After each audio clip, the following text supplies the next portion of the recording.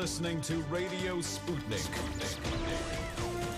Telling the untold.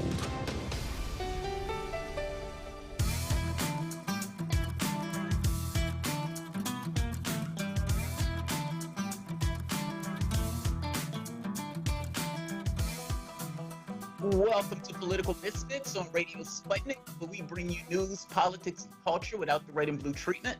My name is Jamal Thomas. I'm here with my disembodied co-host, Bob Schlehuber. We're remote, but ever present.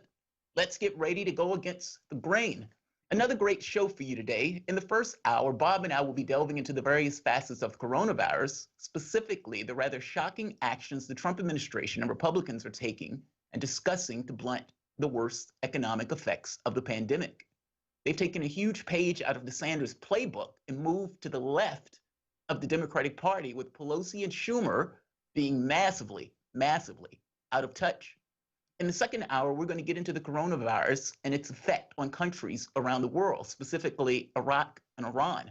The United States and Israel, if I'm not mistaken. The United States has continued to maintain sanctions on Iran, making it near impossible to get the medications and supplies necessary to deal with the outbreak. Meanwhile, we have also decided that the best use of our energies and time is to bomb the country that we are militarily occupying at this point, Iraq. Conversely, China has been sending out doctors and equipment around the world, including to Iraq, to help contain the outbreak. Last, in our Trends with Benefits segment, we'll be discussing issues surrounding women's health with Jenny Brown. Now, this will give Bob and I the opportunity, the chance, to show off our encyclopedic knowledge of female physiology and anatomy.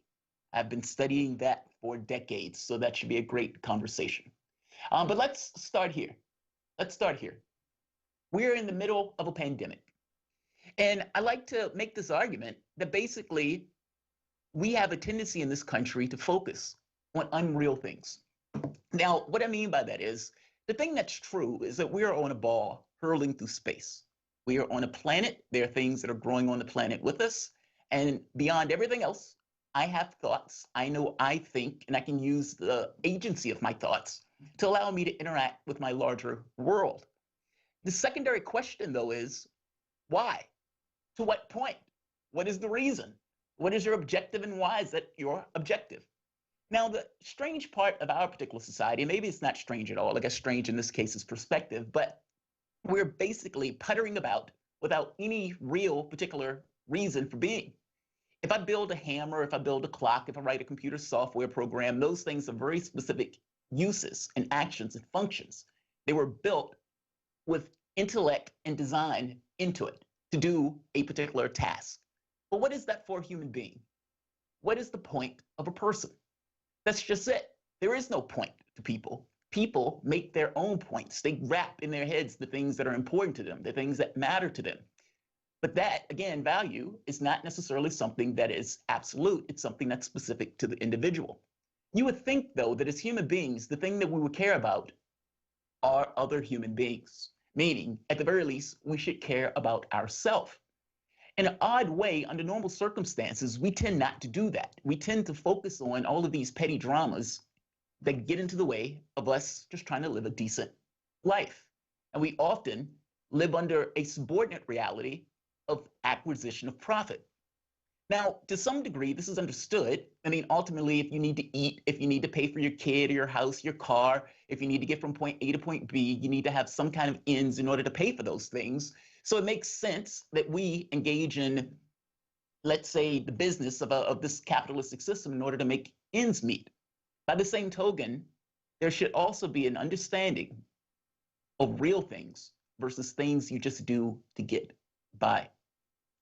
Right now, we're in the middle of a pandemic, and that pandemic has started to expose fault lines in the way that we go about our affairs.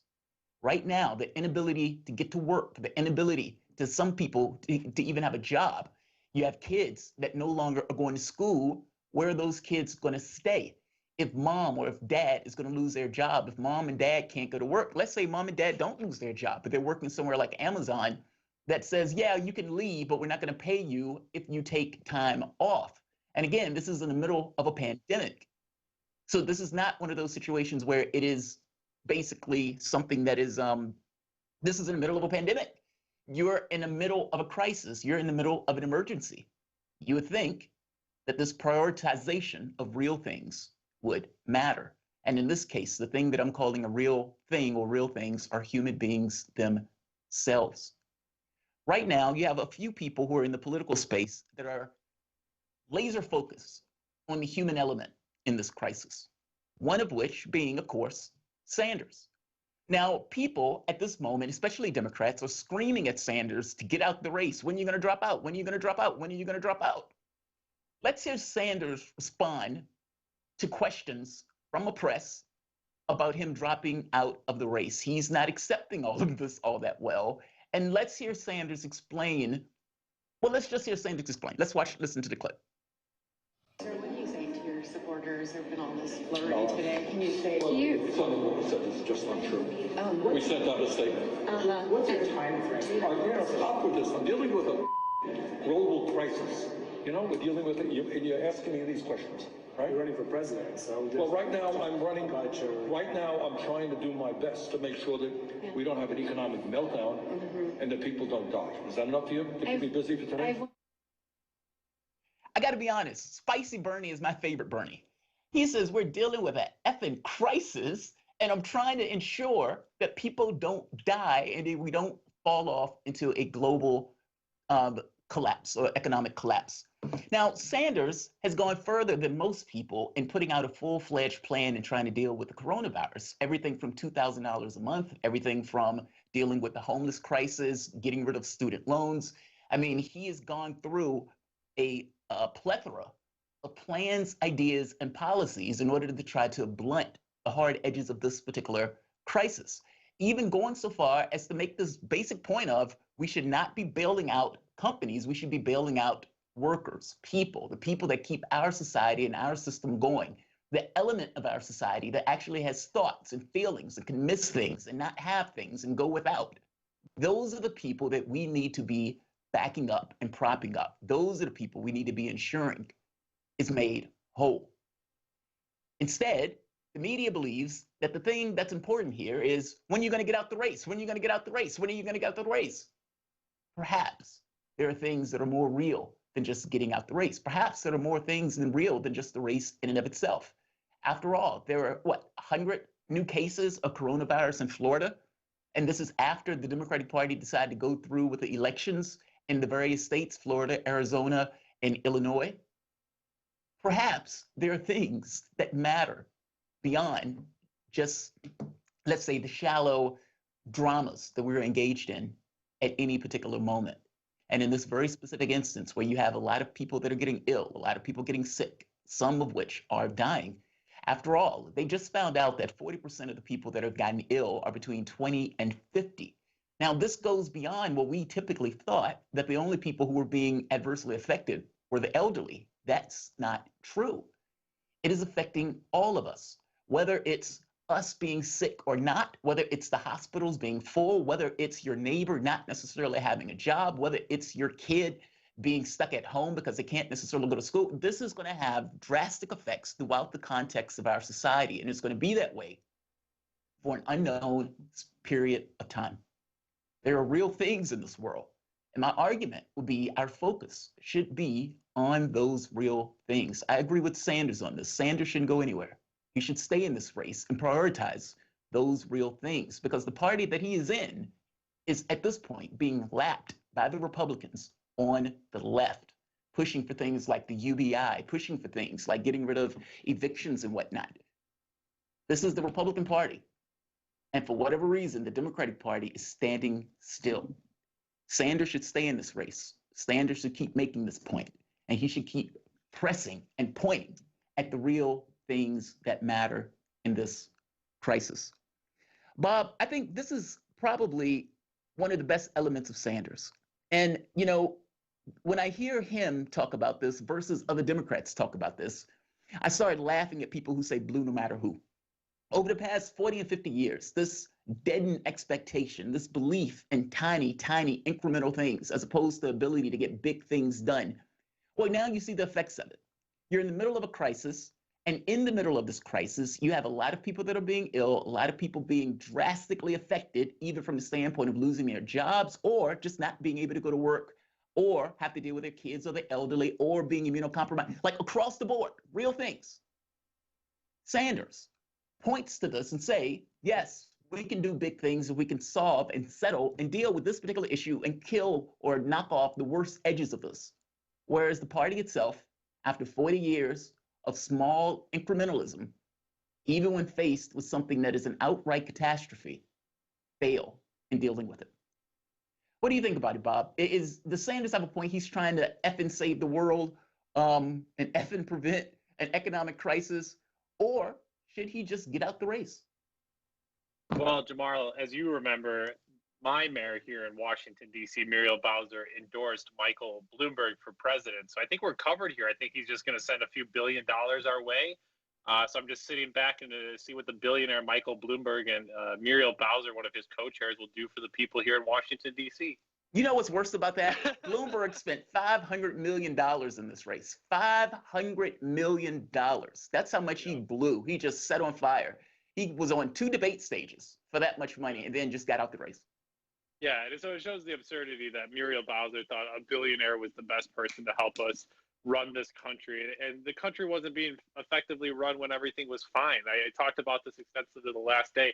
We have 8,000 public housing units in Washington, D.C., and a recent audit showed that there needed to be $2.2 billion, that's a billion with a B, dollars worth of repairs. That's nearly $225,000 per unit. So when things are in normal times, a relatively strong economy here in Washington, D.C., a $15.5 billion budget, and here the Democratic-run city couldn't provide basic services and needs of the people. And this kind of gets to your point, Jamal. It's like, why are we doing all of this if not for educating our people together, if not feeding the people, if not sheltering, providing health care? We're not doing all of these things as a society in times, the good old days a week ago, let alone now in the middle of a crisis where these are all being compounded. And I agree with you. This is an opportunity for Sanders, and I think he's going to get caught up because he's actually trying to work in the Senate. But right now is that time for messaging of what he was talking about around social democracy or democratic socialism or even socialism, about what it would look like for a society to actually meet the needs of the people. And we're seeing that right now in a crunch. We're seeing a wave of people come out and say, look, there are people that are in need right now that can't leave their homes. How can we address that? And they're having to work around the government in many ways. Surely the government has the endless resources. They have the diapers, they have the food, they have the blankets for people sleeping out. They have all of that because they can afford those things, but they're not distributing it because they don't know people. And it's shocking to me that we even try to do a basic needs assessment. People are afraid, obviously, to go door to door in senior buildings. They don't want to be the person that accidentally spreads the disease, but we don't even know what people need within these spaces. Do they need medicine? Do they need healthcare? Do they need basic support? And so you're seeing that kind of the lowest amongst us be absolutely trounced. The DC government, and I think a lot of Democrats, they'll do well, as you mentioned, by the corporations that they help represent, or they'll do well by people that have some savings, maybe own some stocks. We're seeing a rush of unemployment insurance by DC. DC is one of only 13 states that I think is able to get unemployment insurance to people rapidly right now through federal dollars. They're still trying to set up a lot of those systems across the country. So you're going to get some financial aid and there's going to be some support. But ultimately at the grassroots, Jamal, that need to the neediest who I thought we were all working for, that's not going to trickle down. And so then you really do ask yourself, like, who are these people running for office and what are their motivations for doing so, if not just their ego? Yeah, pretty much. Oh, and by the way, before we move to the break, Tulsi Gabbard is out of the race. She's out. Tulsi Gabbard has suspended her campaign, and she has backed one Joe Biden. One Joe Biden.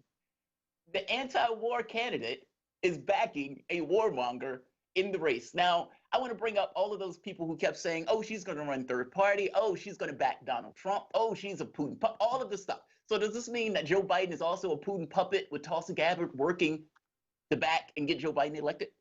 Those Russians are sneaky people, so they have an inside asset now on the Biden campaign. But no, I said this from the get. I'm a little surprised she did endorse Biden. It seems like at this point you completely angered and infuriated the DNC in 2016 with basically stepping out, calling W. Wasserman Schultz out, calling Hillary Clinton out. You didn't endorse. You stayed in the race this long. I'm not exactly sure what an endorsement of Joe Biden gets you at this point. I don't know if it helps her run for Senate in Hawaii come the next cycle. But Well, she's not running for the Senate again. She stopped her. Sure. But again, her long-term political chances, if it's not in 4 years, or what exactly she's thinking, I'm not really sure what she gets out of this endorsement is maybe my question. Yeah, it's weird. I don't get it. Political Unless she just misfits, looked yeah. at it and just thought Sanders didn't back me, so I'm not going to go for him. I have no idea. Who knows? But she definitely decided not to stay neutral like one Elizabeth Warren. You're listening to Political Misfits live in Washington, D.C. on Radio Sputnik. We'll take a quick break before we come back, talking more about the labor ramifications of the corona COVID-19 outbreak. Back after this break.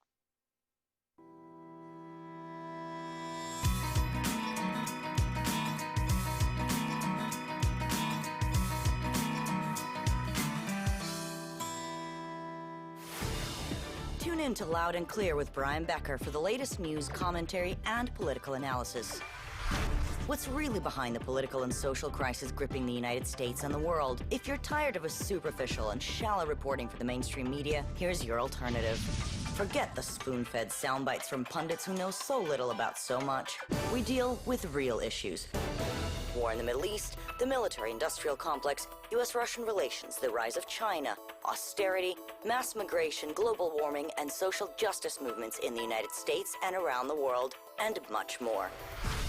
We bring you independent experts, analysts, and activists. Learn what really makes the decision makers take from the boardroom of Wall Street to the West Wing of the White House.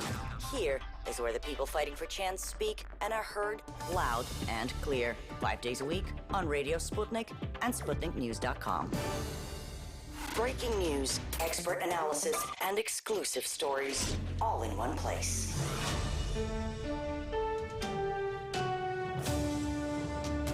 Radio Sputnik, telling the untold.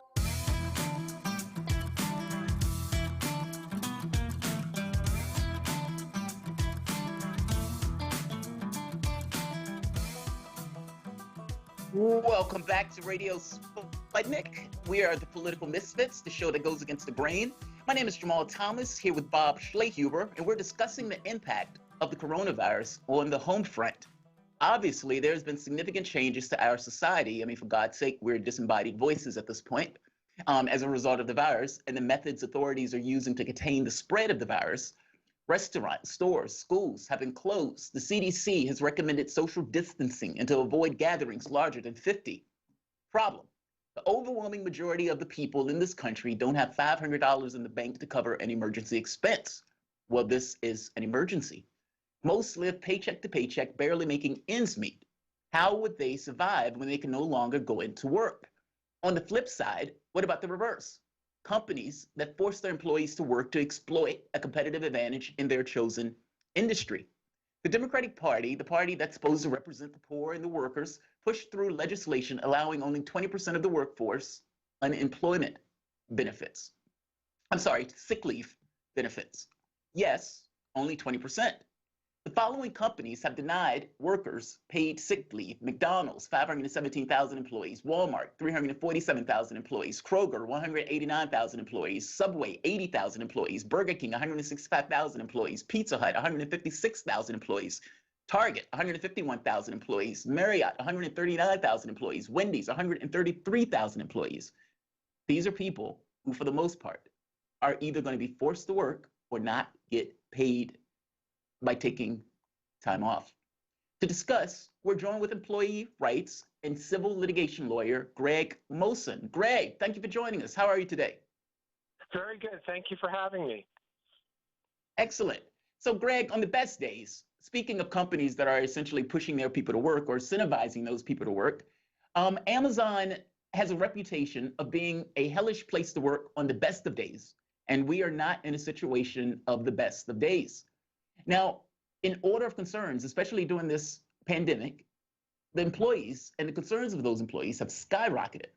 The Guardian is reporting on workers who are concerned about their health, their job, and their families. One employee noted, "I usually work 40 hours a week or 10-hour shifts. We've all been called in for mandatory extra day, a 10-hour shift, which usually is reserved for holiday peak seasons." Another Amazon worker in Toutdale is concerned about having a family member that is immunocompromised. There are people coughing in here. They aren't wearing masks, or there aren't paper masks. We aren't getting unlimited paid time off, but I still need, or we are getting unlimited paid time off, but I still need to pay bills and rent. I can't take the unpaid time off, they said. Amazon said it was offering warehouse workers unlimited time off throughout the month of March, and they were giving 2 weeks of sick leave for people with coronavirus. Greg, this is a multi-billion-dollar company that paid no federal taxes, and the best that they can offer is 2 weeks of sick leave, something that doesn't cover the duration of the illness, mind you. Put aside for the moment that this doesn't cover the illness. Are there any laws around working in hazardous work conditions that can be exploited by the workers themselves at these companies? That's a great question, because generally speaking, the laws concerning hazardous work conditions have to do with the conditions of the work itself, and not a medical pandemic or emergency as it's been declared in the state of Maryland, or pandemic as it's been declared by the World Health Organization and others. That's affecting society. Yeah. But you would think, though, that considering that, Amazon is trying to require the employees to work, and I get it. A company is there in order to maximize its profit. That's all it's there for. It's not there for the workers. It's not there to supply an item or anything else. It's, the item is a superhuman trick that allows them to maximize their profit. So if your name is Bezos or somebody who's running the company, you think, wow, people aren't going to go out the house, and so my Whole Foods company and my other company that delivers stuff is going to go gangbusters. What the catch is, you actually need those employees working there. It just seemed, I don't know, it seems like the employees are being forced into a situation where their health is taking a back seat in order for the company to make profit. It just seems like this will, whether or not it's a situation where the work conditions itself is hazardous, or whether or not it is putting people in a hazardous situation. Does the law make a distinction between those two fronts if in both situations the person can be either ill or sick or die as a result of what they're doing? Well, the law is always specific and industry specific, and there's a lot of regulation and law that would protect workers from the results of, the hazardous results of the work. And there's no doubt about that. And there's other regulations that affect, industries that protect also the public, in terms of trucking and deliveries, in terms of what, health regulations that require professional drivers to meet. What you're getting at is the basic disproportionate weight of everything that's given to the employer, and as an employee rights attorney, that's I function as an advocate within the law, and I advise employees, both to push the envelope, but to protect their rights as they exist today. And the point that you're getting at is that people do need to work. A lot of people need to work for a living, not just on an annual basis, but on a week or monthly basis, and they're facing really difficult choices about whether to put their health first, or if they don't have any other resources, whether that's family, friends, to make it through this time, which may be short or may be long, and nobody knows. I'm curious, what would you advise in a situation like this? For myself, when I worked at a company in New York, and New York is an at-will state, meaning for the most part they can fire you for whatever reason. And during the time frame, I had kidney failure. I had a kidney had rejected. It was a transplant. And during the time frame, you're immunocompromised. You're taking medication to try to weaken your immune system. And this would be a worst case scenario, because ultimately they still would require you to work. And even under the best of terms, somebody could be in the other end of the office, sneeze, and I'd get sick. It just seems like this is so beyond the pale. What would you advise people who are in these type of situations, either somebody that's immunocompromised or somebody that has a kid, maybe somebody that has an elderly person at home, where they need the work, they need the money. By the same token, they don't want to subject themselves to potentially hazardous condition, either for their families or for themselves. Absolutely. So let me provide some advice, I think general advice in terms of simply protecting your employee rights, that would cover what you're talking about, but also cover just a basic, anybody who's facing these difficult choices. And when I say advice, I mean sort of general guidelines, because as you just pointed out, your very specific situation, for instance, dealt with a chronic illness, and that might involve the law, the Americans for Disabilities Act, for instance. And I'm only just saying that as a preface to say that usually the employment matters are legally very specific because of the very specific laws that intervene. But that being said, first of all, in the state of Maryland, if you're laid off, you should be able to qualify for unemployment benefits as long as you're simply laid off. That would even include a week-long unpaid layoff. But if you quit, if you walk away from the job, you don't get unemployment benefits. So if you have the option, let the employer lay you off, and then file for unemployment benefits. The situation of having to care for a child and not being able to work, which is a lot of people are facing, is simply one that unemployment benefits doesn't deal with, and it's your problem right now. I think the other scenario you brought up, which would be people, which could affect people and help people with long-term illnesses, is if especially maybe with lung illnesses, if they're experiencing higher increased symptoms, maybe they could file for FMLA, that is Family Medical Leave Act leave. Maybe they could use the already existing Family Medical Leave Act leave they have for their current conditions to get leave off from work. Of course, maybe their symptoms are not being exacerbated by the coronavirus, but maybe they also, like many people, might not know because there isn't widespread testing, it appears, at this juncture in our communities, at least according to the news. And on that issue, that's all I know is what I'm hearing.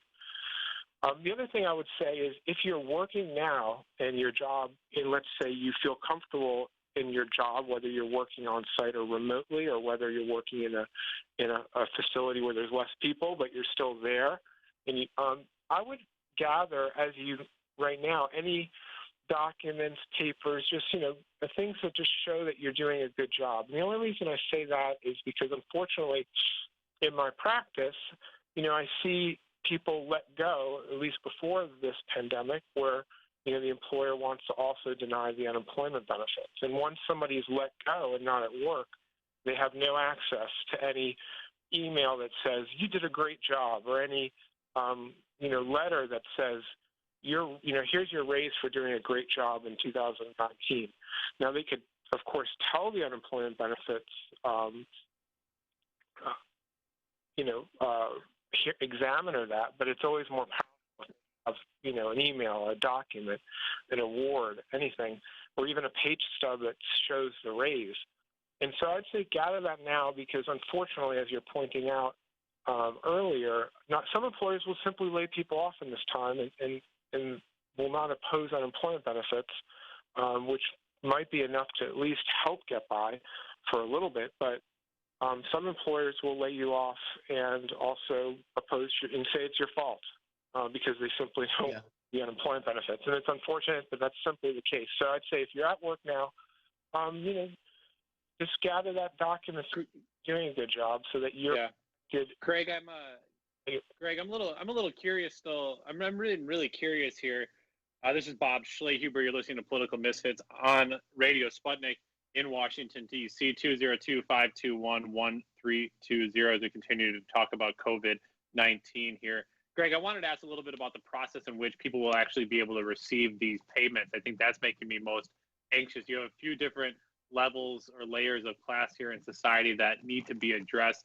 First, as you mentioned, there are those who qualify for unemployment insurance, but if you're a 1099 contractor, and you work for DC businesses and you're not going to get those contracts, you're not eligible right now for unemployment insurance. So that gap will have to be met. You also need to get these people the money, and usually unemployment benefits will take several weeks to kick in. The DC government is saying that the unemployment insurance cash assistance will be given through direct deposit or a benefit card like a debit card, but that could be up to 15 days. And then you obviously have people that don't have bank accounts, that haven't worked a job in several years for a range of different issues. I'm curious of just how you see it playing out of actually getting this support into people's hands in a meaningful way. I think it's a great question. I think there's no doubt there's going to be delays in the employment benefits system, because there would be weeks of delays normally. So that you should just anticipate it's going to be slow. Usually, unemployment benefits, at least in Maryland, if it's not opposed by the employer, will take 2 to 3 weeks to start, and that's not in the middle of a pandemic. And we should expect to see a lot of layoffs over the next couple of weeks. I think the other point you're bringing out about independent contractors, I mean, in this, what everybody's calling the gig economy, is they're not even protected. That being said, if somebody is being paid as an independent contractor, but they're in fact on their day-to-day level an employee, they may still qualify for unemployment benefits based on the state law and how the administrators and the courts have looked at that, because the issue is whether they're actually an employee. In other words, if it's a sub shop and the person is, making the subs and running the register, or if they're in office and the person's a key part of that professional, white collar environment, and they don't have their own tools and they don't have their own discretion, they're basically an employee, and they should, at least get all the benefits they can. That's what I would say. Yeah, that's Greg Mawson. Greg, thank you so much for joining. You're an employee rights and civil litigation lawyer. We'll definitely touch base with you next week. I'm curious now how this will impact gig workers. Obviously, as Jamara was talking there at the beginning of the segment, what's the impact on workers having to interact with people maybe in unhealthy or at least open contagious situations like you would see in an Uber car, or people that do deliveries for a range of different services across the country right now. We'll take a quick break. We'll talk more after this break about the different plans coming out of Washington, D.C. right now to offer relief to hundreds of millions of Americans across the country during this pandemic. You're listening to Political Misfits live in Washington, D.C. We're back after this.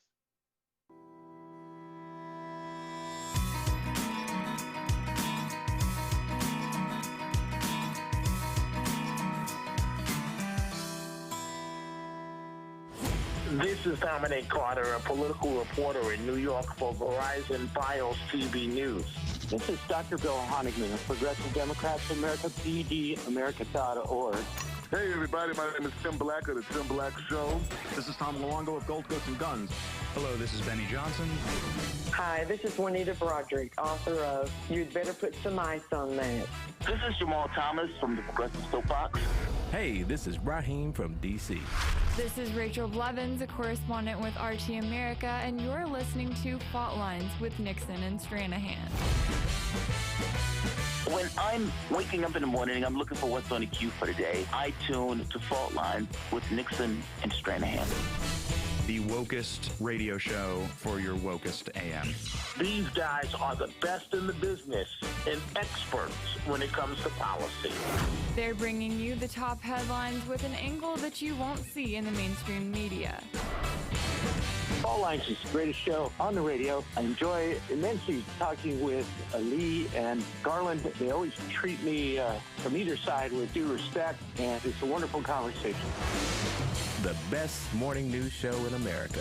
Fault Lines with Nixon and Stranahan. Lee and Garland speak truth to power from the depths of the swamp itself, right here on Radio Sputnik.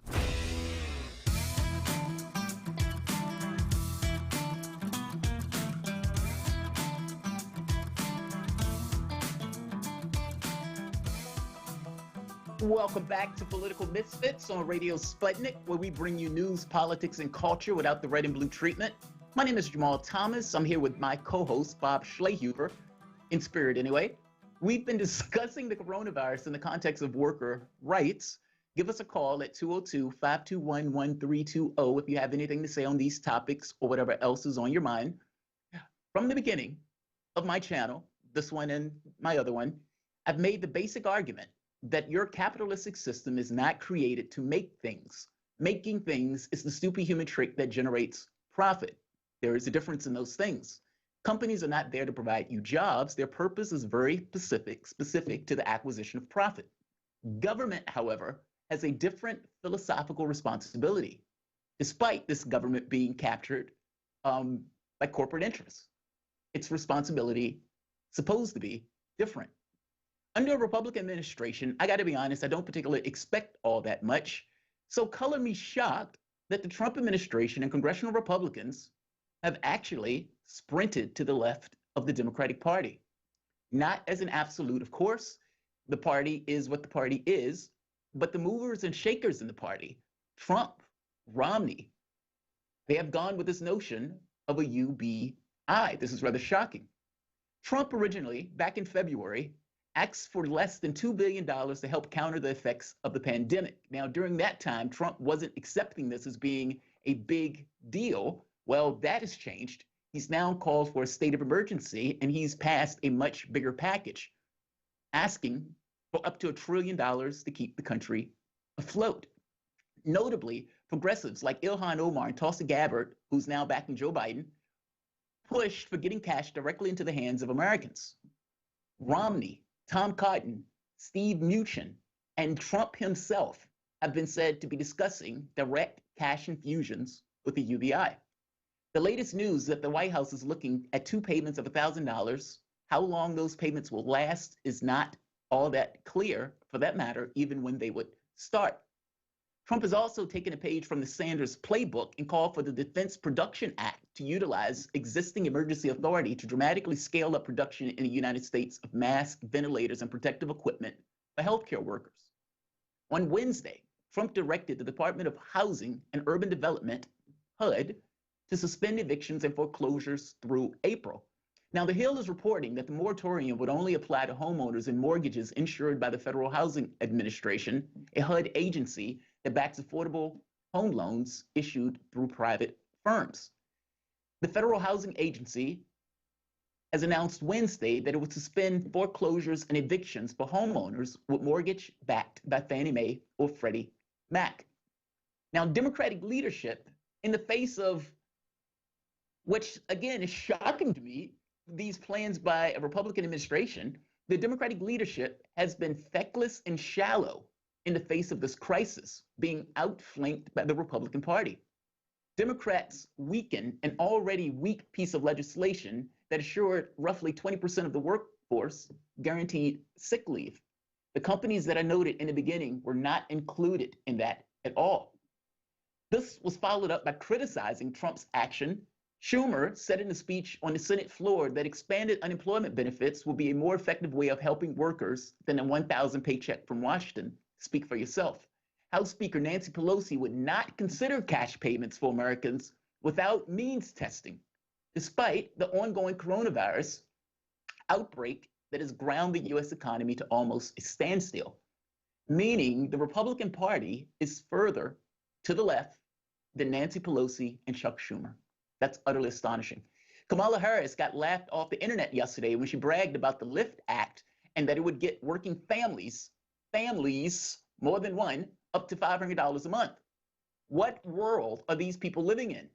I know Ms. Harris drops $500 like it means nothing to her. How long does she expect us to be satisfied with what we know to be crumbs? Bob, when I hear people make this argument about blue no matter who, you got to vote a Democrat, you got to vote a Democrat. And you look at this and you think, God, man, their head is in a bubble. I mean, ultimately, look, and I don't care why Trump is doing this. I don't care if Trump is looking at this from the perspective of I need to get elected, and this is the way that Joe Biden can get elected, meaning if he screws this up and you have a lot of loss of life, you have a lot of people that are blaming you for screwing up either the stock market or the response to the virus itself, then you're going to pay for that. Meaning Joe Biden's way of getting into the White House would be through Trump screwing this up. By the same token, if you get it right, it increases your chances and your potential for getting in office, especially if you're able to outflank the party that is supposed to be doing this stuff. Few questions. I would say, Jamara, yeah. Oh, sorry. Well, let me ask you this first. I have thoughts, but you can go ahead with your question. Yeah, well, let me just ask you the question. So we have a situation. You've often made this point about how the Democratic Party is not around when you guys are trying to out there organize. And is this not the exact representation of what you've been saying over the past few weeks? It was like, when I look around and we're trying to get stuff done, the Democratic Party is not usually there. Yeah, I would say, I mean, weeks. If this has been years. This has been I've been in Washington, D.C. for 9 years. I've organized here for 7 years. Whenever you look for need or you look at organizing rooms when it comes to all of the different issues that people need, the Democratic Party, at least their leadership in mass, is not there. They're not organizing people. They're not door knocking people. They're not saying, what do you guys actually need? How much do you need? I mean, the Kamala Harris of the world, this woman has no idea what families in America need. She's been pushing this $500 a month the whole presidential election, and here she is at this opportunity trying to like roll it back out as if it's enough, and she's not even running for president anymore. She's going to become a no-name in the Senate. I'm a little surprised, Jamara, that you were surprised by the Democratic Party. I would say that a lot of us out here have been turned away from the Democratic Party, at least since the last few years of the Obama administration, when we realized that his administration was a complete wash. But this is what the Democratic Party is. I mean, Chuck Schumer has been a huge supporter of a lot. I mean, I think a lot about that letter that Donald Trump had sent to Nancy Pelosi and Chuck Schumer, basically saying, why are we fighting over all this impeachment stuff? We do a lot better when we work together. Remember when we passed the Joint National Defense Bill and reauthorized that? What about FISA? We agree on that. What about tax breaks for the wealthiest and taking millions of dollars from billionaires? Why not let billionaires run in our parties? We do great when we do all these things together. The Democratic and Republican Party are two wings of the same bird. And in this situation, Donald Trump is playing politics. And the politics means simply serve humanity because the Democrats won't. I'm with you there, where he's like, go for it, Donald Trump, if that's what you think is the winning issue. I'm also kind of curious, Jamal, as we have a few minutes before we turn to talk a little bit about the ramifications of all of this on immigration. I think it's been really sickening to see Donald Trump continue to refer to COVID-19 as the China virus and using other racial slurs. If he's going to turn himself into the hero, which I think a lot of people, it's interesting kind of talking to people that are engaged, don't like Trump, but are really, really now extremely frustrated in a real meaningful way. You know, it's one thing to oppose Donald Trump and what he says. It's another thing to oppose him when it actually starts to impact your day-to-day life. And I think the president is going to be hurt by that because people are actually feeling the impact. A lot of white people, a lot of middle-class people, upper middle-class people that obviously didn't like Trump and the respectability politics that he brought forward, but they still weren't never really kind of hurt by his immigration policies, by his foreign policies, about his economy. Now they're actually feeling the impact of him not responding soon enough. But I think a lot of frustration is going to grow towards him. And I think that's why you're seeing some of these larger efforts to splash and make headlines by Trump. But the fact that if he's going to turn himself into the hero, he's going to really, really need a strong enemy. And he needs to play up that this was China's fault. Everything China did was wrong. The world tried to prevent it, but China either created the virus or they helped spread it intentionally. He needs to build up a super enemy right now. And you're seeing him pivot to do that. And that's really terrifying. And I think people like ourselves and other media outlets have a strong responsibility to call that out, to point that out, and hold him into account that that's not acceptable in anywhere, in any politics whatsoever. So I'm just kind of curious how you've seen that, Jamal, over the last few days, and if it makes you as nervous as I am. Nervous. I don't think it makes me nervous. I think it's there's a racist element to it. I mean, it's a disease. It's a disease that could have pretty much started anywhere. Like, you know, it's like any other disease that could start in certain places. The notion that you're calling it the Chinese, you know, it's like, why? Like, well, what's even, like, I don't even understand how that applies, if that makes sense. It's like if somebody says the American, I don't know, financial crash. Well, they didn't call it that. They just called it the financial crash, even though it did start in the United States. It's just a little strange to name a disease after a country, as if the country was the thing that caused the disease. It's just really bizarre. Yeah, I don't think that's really, I don't think logic and facts and having to make sense is on the top of Donald Trump's mind right now. It's a catchy, kind of quick soundbite that a lot of people in his sphere and in his world can grasp onto and spread the misinformation. Quite scary stuff. Well, let's take a quick break here. Tomorrow we'll come back talking about the impact of the coronavirus on immigrant communities. We'll turn to Illinois after this break. You're listening to Political Misfits live in Washington, D.C. on Radio Sputnik. We're back after this.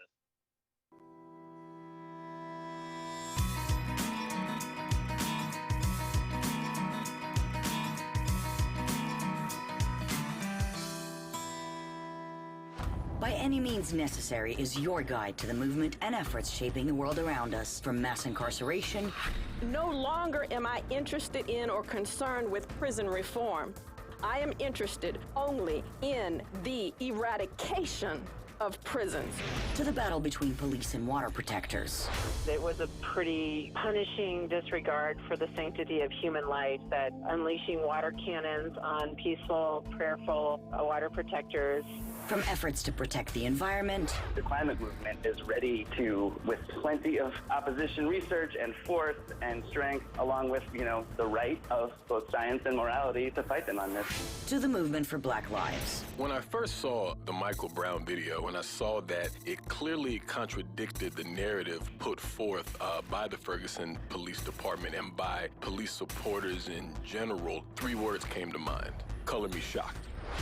Stay tuned to By Any Means Necessary, 5 days a week here on Radio Sputnik.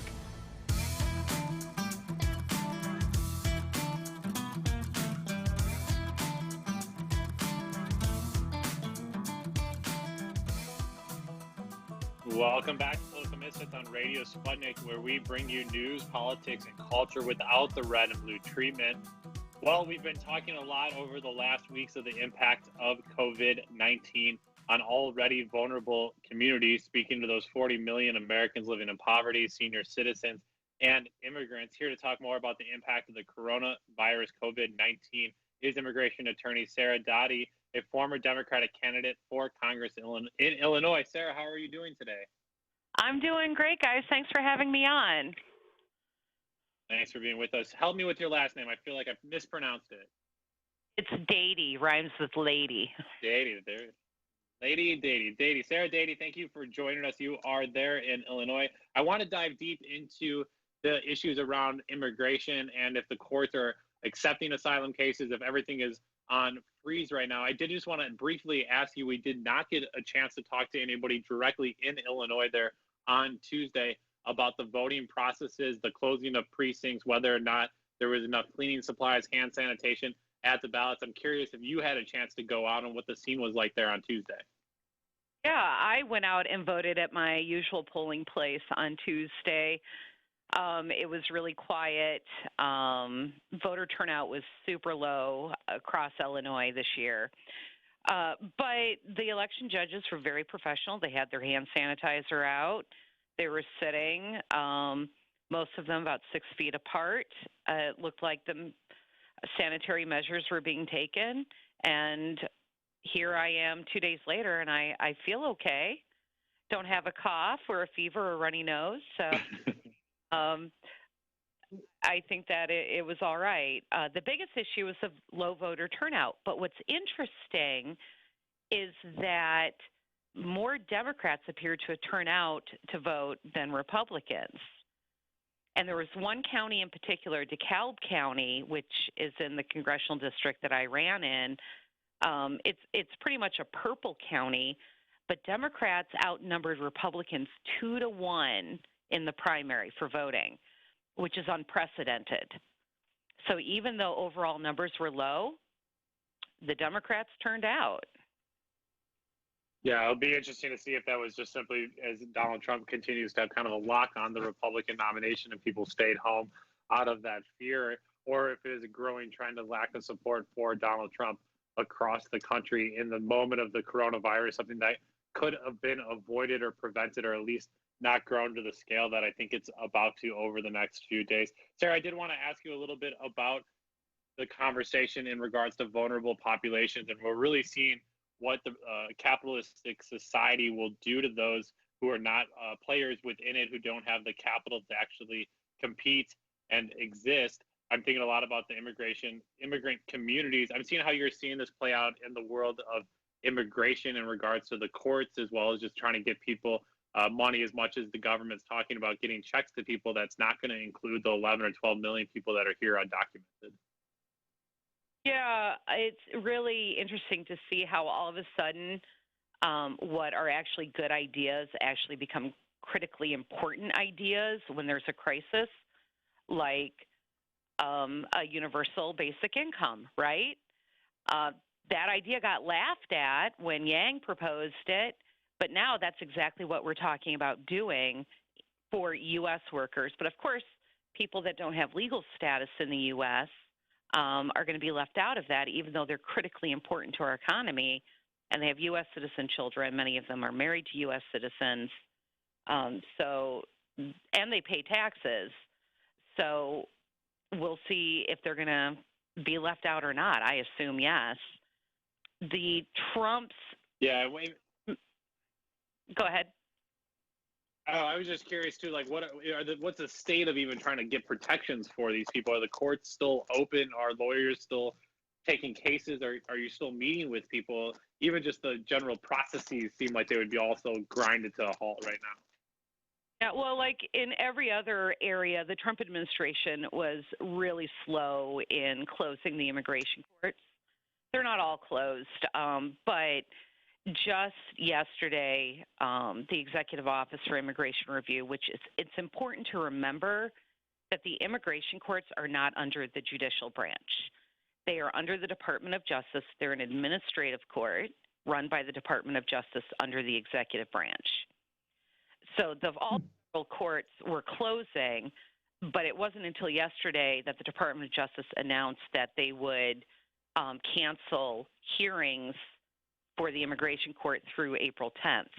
So they were still requiring federal employees, judges, clerks to come to work and anticipating that all of these people in removal proceedings would have to appear with their family and their witnesses for their cases. ICE, which is the enforcement arm, and again, they do civil law enforcement because immigration violations are not in fact crime offenses. They just announced last night that they are going to focus on immigration enforcement just for people who have been convicted of crimes who also have immigration offenses. They're not going to do these broad enforcement actions that they've been doing for the last 3 years. The other thing, though, they are not halting the deportation of people from the United States who have been ordered deported. What they say they're doing, and they put this on their website, is they're doing, I'm going to put air quotes around this, medical screenings to see if people have symptoms of COVID-19 before they put them on planes, but they're not doing actual testing. And as we know, COVID-19, people don't have symptoms for quite a long time. They're people. So ICE is still putting people on planes and flying them all over the world without any testing for COVID-19. So if they're not testing the people that they're putting on planes, you know they are not testing the people that they're holding in detention centers in the U.S. So then just to kind of flip your statement there, which I completely agree with, that good ideas become critical ideas, this seems like also the moment in which bad ideas become really, really nefarious bad ideas. So you see the borders being closed with Canada and the United States imposing additional travel bans. Once the coronavirus, knock on wood, has been defeated and we try to move out of it, it seems pretty easy for the Trump administration just to say, you know what, that worked really well when we closed the borders. Let's close them for another year just to be on the safe side, while in the time they're just trying to curb immigration. I'm curious kind of what you're looking for from the administration to hold them accountable, that they don't try to take advantage of the crisis to put in even more brutal immigration policies. I can't even think what would be more brutal than the policies that they have already instituted. I mean, it's horrifying. This administration has created concentration camps in the U.S. They've already sealed the border to people based on what countries they are from and their socioeconomic status. They have taken away the limited due process that actually exists in immigration proceedings. They've pretty much eliminated it. They have put immigration attorneys and immigration advocates on watch lists flagged their passports, I shudder to think how much worse it could possibly get, even after the COVID-19 crisis ends. It's going to take years to rebuild our immigration infrastructure where people are treated fairly and with dignity. I'm curious, how... Yeah, go ahead. Go ahead. Well, I was going to ask her, what would you advise on something like this? I mean, this is kind of within your purview. I mean, basically, ICE has been, like you said, they're still deporting people. We're unclear on whether or not the people have anything that they're putting on these airplanes. We know that the Trump administration has put through policies to force people to stay in Mexico who are trying to get some level of asylum. If another president gets in, let's say Trump loses, what should be done on the issue of immigration to try to correct some of the actions that the Trump administration has taken during this last 4 years? That's a good question. There are basically four things that need to happen immediately. Number one, the new president needs to rescind all of the executive orders that Trump put into place his first 2 years, which is a preference to detain people. Again, these are civil violations. People in immigration detention are not charged with a crime. They have not been sentenced. They're not serving a sentence for a crime. These are civil offenses. So people who do not pose a flight risk or a danger to the community should be released on their own recognizance to wait for their immigration hearings. The reason why we're warehousing all these people, which we know during an outbreak like COVID-19 is a really bad idea, is directly because of Trump's policy to keep people detained instead of releasing them to wait for their hearings. So repeal those. We need to have actual enforcement priorities, which we had under Obama, which is we have millions of people who are undocumented. That's an immigration violation. We shouldn't be casting a broad net for everyone. We should focus our resources on going after people with immigration violations who actually pose a danger to the United States. Focus there. The second thing that has to happen is Congress must pass comprehensive immigration reform. We need a broad legalization program, and we need a real worker visa program, either of which we have. To clear out the immigration courts and the detention centers, add a way to actually apply for legal status, which they don't now. So Congress needs to act on that. The third thing that we have to do is we have to move the immigration courts from under the Department of Justice and put it under the judicial branch. It's a court. It should be treated as a specialty court under Article 1 of the Constitution so we can ensure that people are receiving due process, which they're not getting now. I'm curious, why don't they do that? Why is it under the administrative, why is it under Department of Justice as opposed to courts? Well, immigration has an interesting history in the United States. Originally, you can kind of see where U.S. government policy is based on how we treat immigrants. Immigration originally started out under the Department of Treasury because immigrants were seen as a revenue source. We would charge interesting for immigrants to come in, and then later it was moved under the Department of Labor because immigrants were viewed as a threat to American jobs, so it became a jobs issue. And then it was moved under the Department of Justice after World War II because immigration was seen as a justice issue after what we observed with Nazi Germany and, murdering Jews and others. So then immigration became a justice issue. And then after 9/11, immigration became a security issue and was put under the Department of Homeland Security. Sarah, let me hold you there. Thank you for the quick 1-minute lesson, history lesson on immigration in the United States. We'll have to have you back for a fuller conversation. We greatly appreciate you joining. That's immigration lawyer Sarah Dady. You're listening to Political Misfits live in Washington, D.C. We'll take a quick break, and we'll be back with another hour with you here. So please stay with us.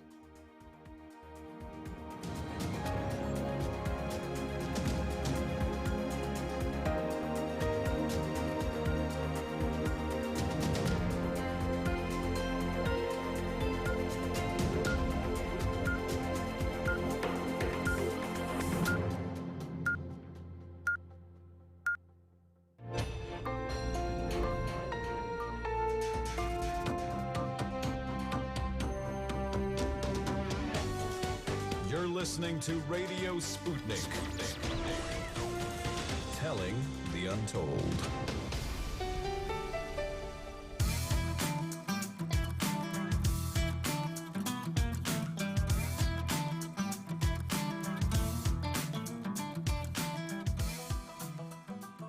Welcome back to Political Misfits on Radio Sputnik, where we bring you news, politics, and culture without the red and blue treatment. I'm Bob Schlehuber, here with Jamarl Thomas. Get ready to go against the grain. Well, we're still with you here amidst the national emergency. It's quite strange to be on my phone and not in studio with you there, Jamarl Thomas, but we're still thankful for our engineers there, Dimitri, Ryan, Saul, and Andre, allowing us to continue to broadcast to all of you out there listening, be it on 105.5 FM in Washington, D.C., if you're listening to Kansas City, or on the YouTube Progressive Soapbox page. Thank you for staying with us. We greatly appreciate all of our listeners. Give us a call, 202-521-1320. We have some great guests over the hour. We'll have Jenny Brown later in the hour, but first we turn to talk with Mitchell Plitnick about the latest from the Middle East and the coronavirus outbreak. Jamarl, one of my all-time favorite books is Naomi Klein's Shock Doctrine, which talked about how in times of crisis or major disruptions, governments and corporations work together to essentially take control of land and economies. Yes. 2004's earthquake and tsunami in Southeast Asia led to the pushing of fishermen off their lands to build luxury hotels. Even when Nelson Mandela was freed from jail in South Africa, so much of the attention was on the political and social moment that whites were able to consolidate ownership of land and corporations. And after Hurricane Katrina hit New Orleans, you saw every public school closed just to be privatized and turned into public charter schools. So we're well aware of the history of economics and ideological greed in the time of crisis. But now in our digital era, are we seeing the emergence of another point of corruption and greed? Governments, security companies, and corporations may be making a move on your privacy and your data while the world is crippled by the coronavirus. Here to talk about this and much more is political analyst Mitchell Plitnick. Mitchell, thank you for joining us.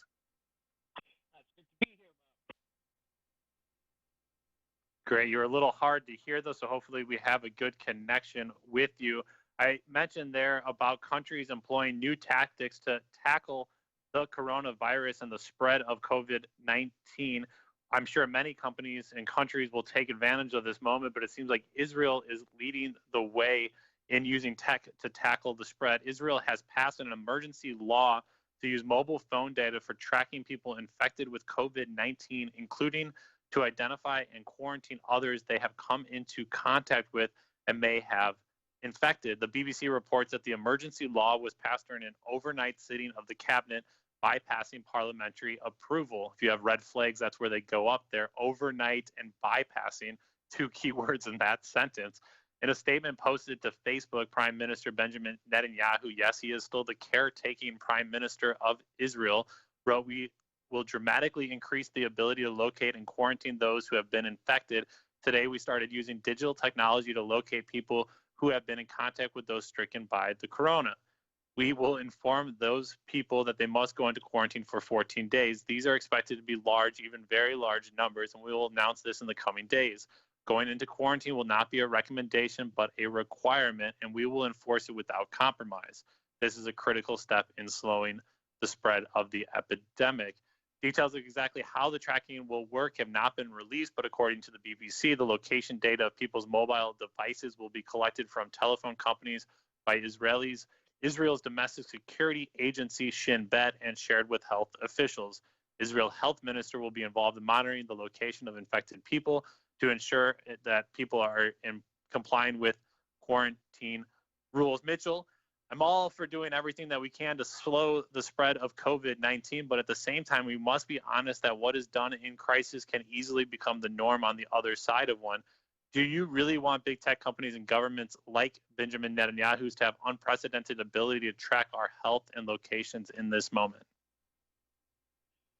Well, this is, this is an even broader threat than that. This is just one piece of what Netanyahu is doing. Ooh, he sounded a little bit rough. I wonder if he can give us a call back and we can try to make a better connection. Jamal, it concerns me greatly thinking about a tech company working with security companies in this moment to track people.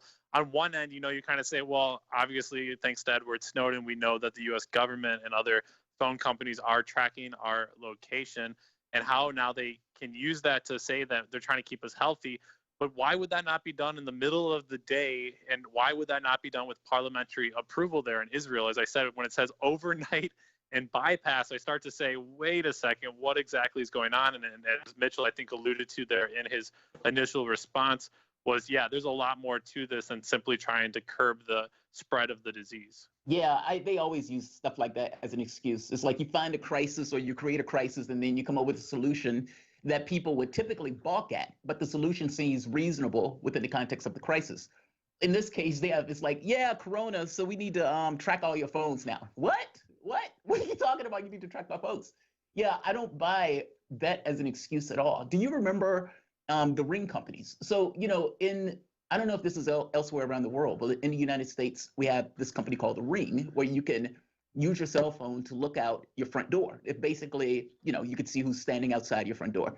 You can be in the middle of, the ocean and still check your phone to figure out who's knocking at your door.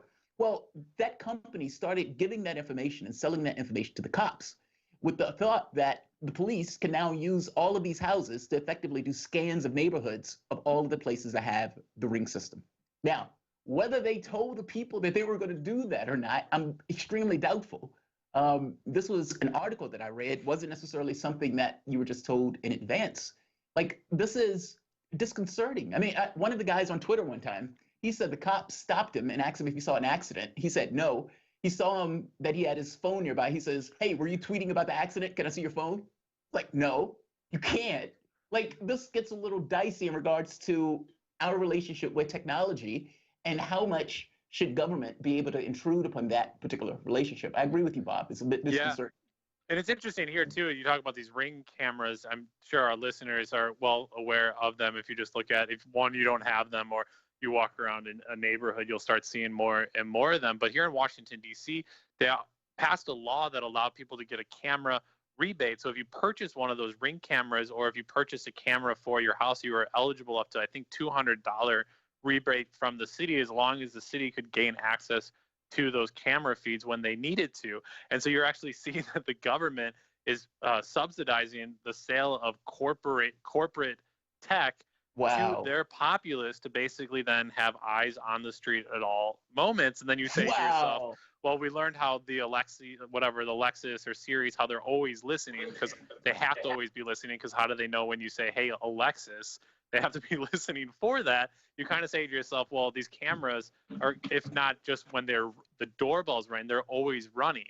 And so then you wonder, well, how much access do these big companies have there to gain access to these cameras? We're hopefully now joined again by Mitchell Plitnick. Mitchell, are you there with us? I'm here. Does it sound better now?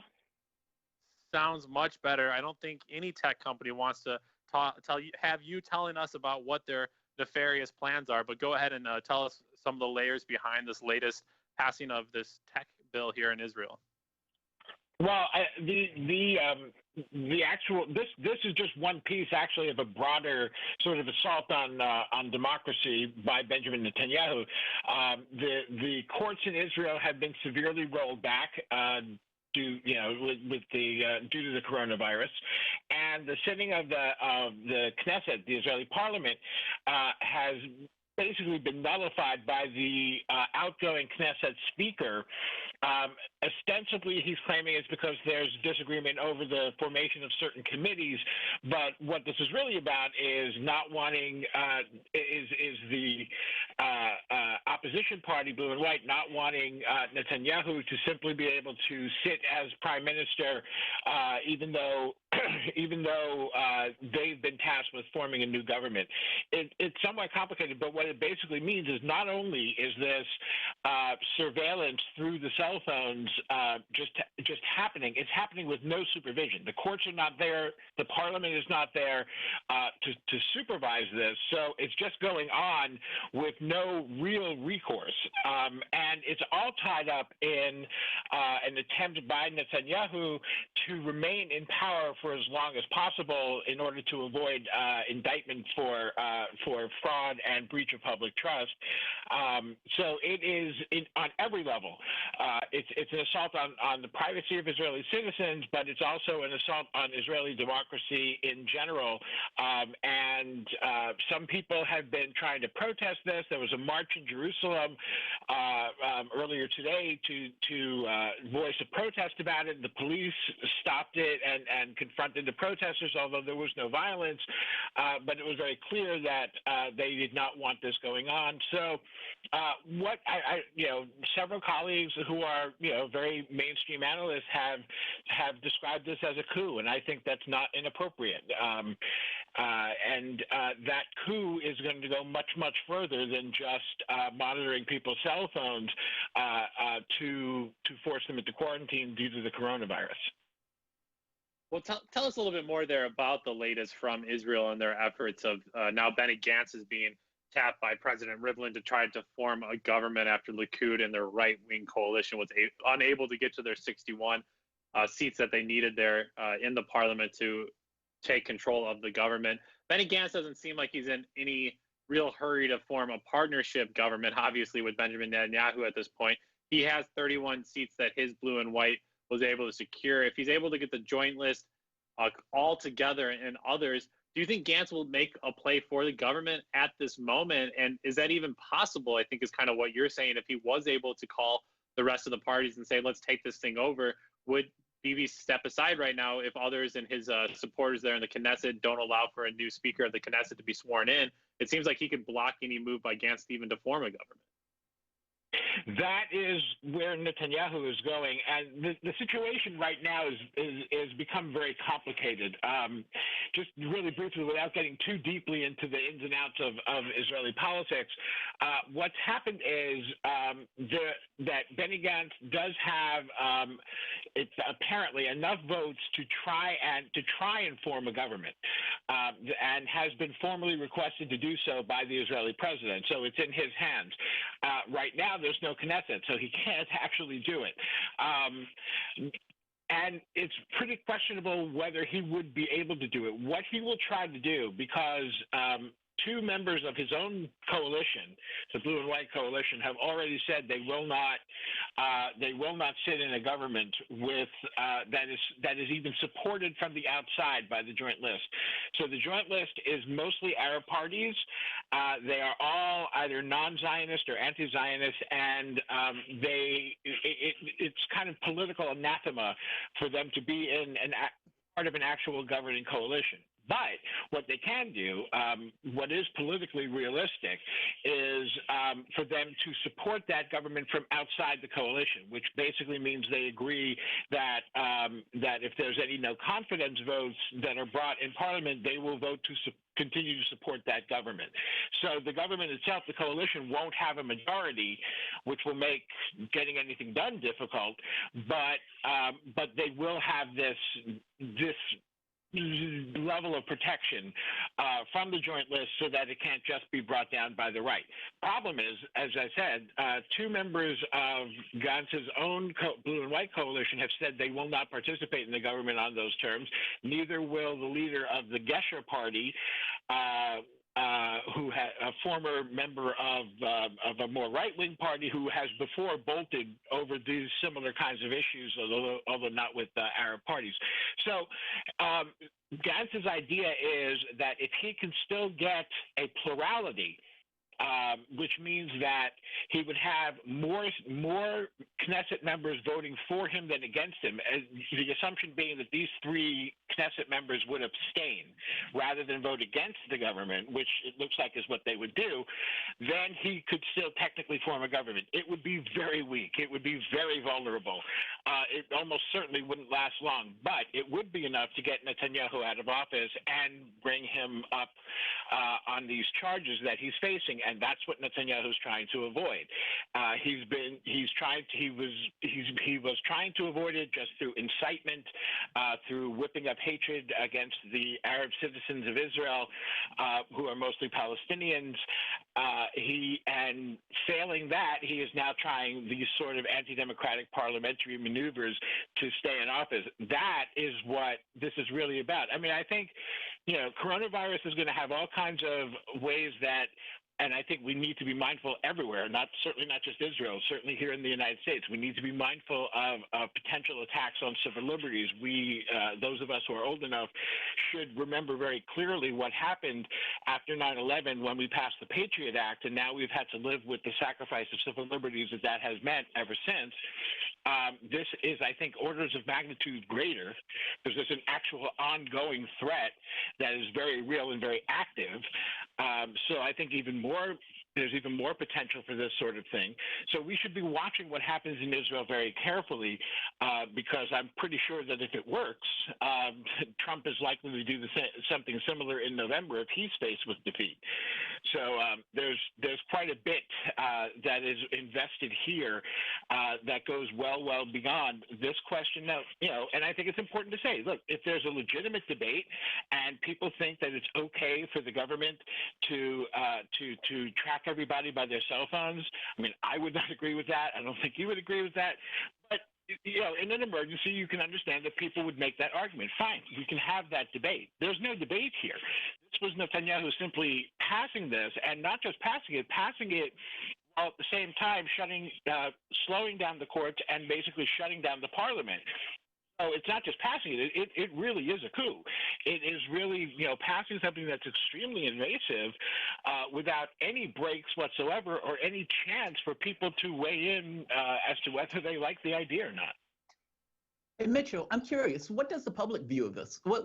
How does the public respond to something like this? My wife and I were in Israel, I think it was maybe 2 years ago. And, they have certain proclivities because of the environment that these guys are in, but they still consider themselves somewhat of a democracy. How is the public responding to this kind of power grab? I think the initial response has been somewhat muted, I think partially because of the coronavirus, because the country is locked down. So it's hard to organize a real response. That being said, I think the fact that there was a protest, that people came out, Israelis have been very responsive, unlike Americans. Israelis have been very responsive to the whole concept of social distancing.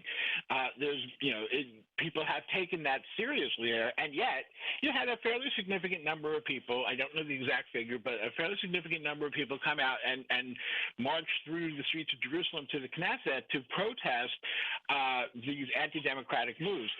I think that's indicative of the discomfort that many people feel. Now, Israelis also are again, unlike Americans, much more used to somewhat what we would certainly consider extreme measures on a security basis. Whether that's justified or not is a separate debate, but they're used to that happening, and there's a culture in Israel that accepts that reality. Those two things, I think, are coming into some conflict right now. But I think the fact that we're seeing a protest says that Israelis are not happy about this. They're not comfortable with it. They're limited in how much they can organize against it for the moment. But Likud today tried to offer blue and white a sort of compromise that I know many people looked at fairly positively, at least based on the responses from journalists and pundits that I saw on social media. They were offering them a certain number of Knesset committees that they would head, and it again, don't want to get too heavily into it. It was definitely something of a backing down, but it also kept and it would have allowed Parliament to reopen, but it also kept Netanyahu in power, which I think is what was the real focus there, and therefore Blue and White rejected it. But I think the fact that Likud offered that much of a compromise indicates that they're getting some real heat over the way they've handled this. There's no question that many Israelis are up in arms about this. how that actually ends up developing, we're going to have to see, because they, as I say, they're limited in how much they can organize because of the virus. Yeah, it's quite remarkable. You even have Avigdor Lieberman, the wannabe once kingmaker, there saying, how can people listen to Bibi right now when he doesn't even have a mandate from the people? But at the same time, part of what he's saying about social isolation is necessary. So as much as you're opposing what he's saying, some of the stuff does need to be followed. Mitchell, I also wanted to switch gears a little bit and talk about Iran. Iran has been one of the hardest hit countries by COVID-19 pandemic. Iran today reported a sharp 15% spike in the coronavirus deaths overnight, saying 147 people had died over the previous 24 hours. Quite scary stuff. I just saw Italy's numbers also rapidly jumping. Iran reported its official death toll from coronavirus was 1,135, and the total number of confirmed cases just over 17,000. Some experts believe the actual numbers of those affected in Iran may be higher. Iran's deputy health minister, Iraj Harishi, said yesterday that 43 people contract coronavirus in Iran per hour and 3 infected people die every hour. Mitchell, amidst the global crisis, the United States has now announced it will place additional sanctions on Iran and continue to put pressure on EU countries to do the same. Thankfully, the United Arab Emirates, Kuwait, and Qatar have also reached out to Iran to offer support. How reckless and inhumane is it that the United States is adding additional sanctions at this moment? Was this part of a pre-COVID-19 plan, or is the Trump administration taking advantage of a crisis and pushing administration and leaders there in Iran further into the brink? Well, I think it's a little bit of both. I obviously, certainly, this administration did not anticipate COVID-19. They didn't even, they're just now catching up to how serious it is. So clearly, there was no real plan, and I don't think there was necessarily a plan for anything that was this unusually disruptive. What there has been and continues to be is this policy of maximum pressure, and the sort of extension of that is when an opportunity presents itself to put more pressure on Iran, they're simply doing it. They're not considering the fallout. They're not considering any blowback. They're certainly not considering the humanitarian impact, because after all, these are just Iranians that are getting sick and dying. So this administration, I mean, I don't have any words to describe how cruel and inhumane this is.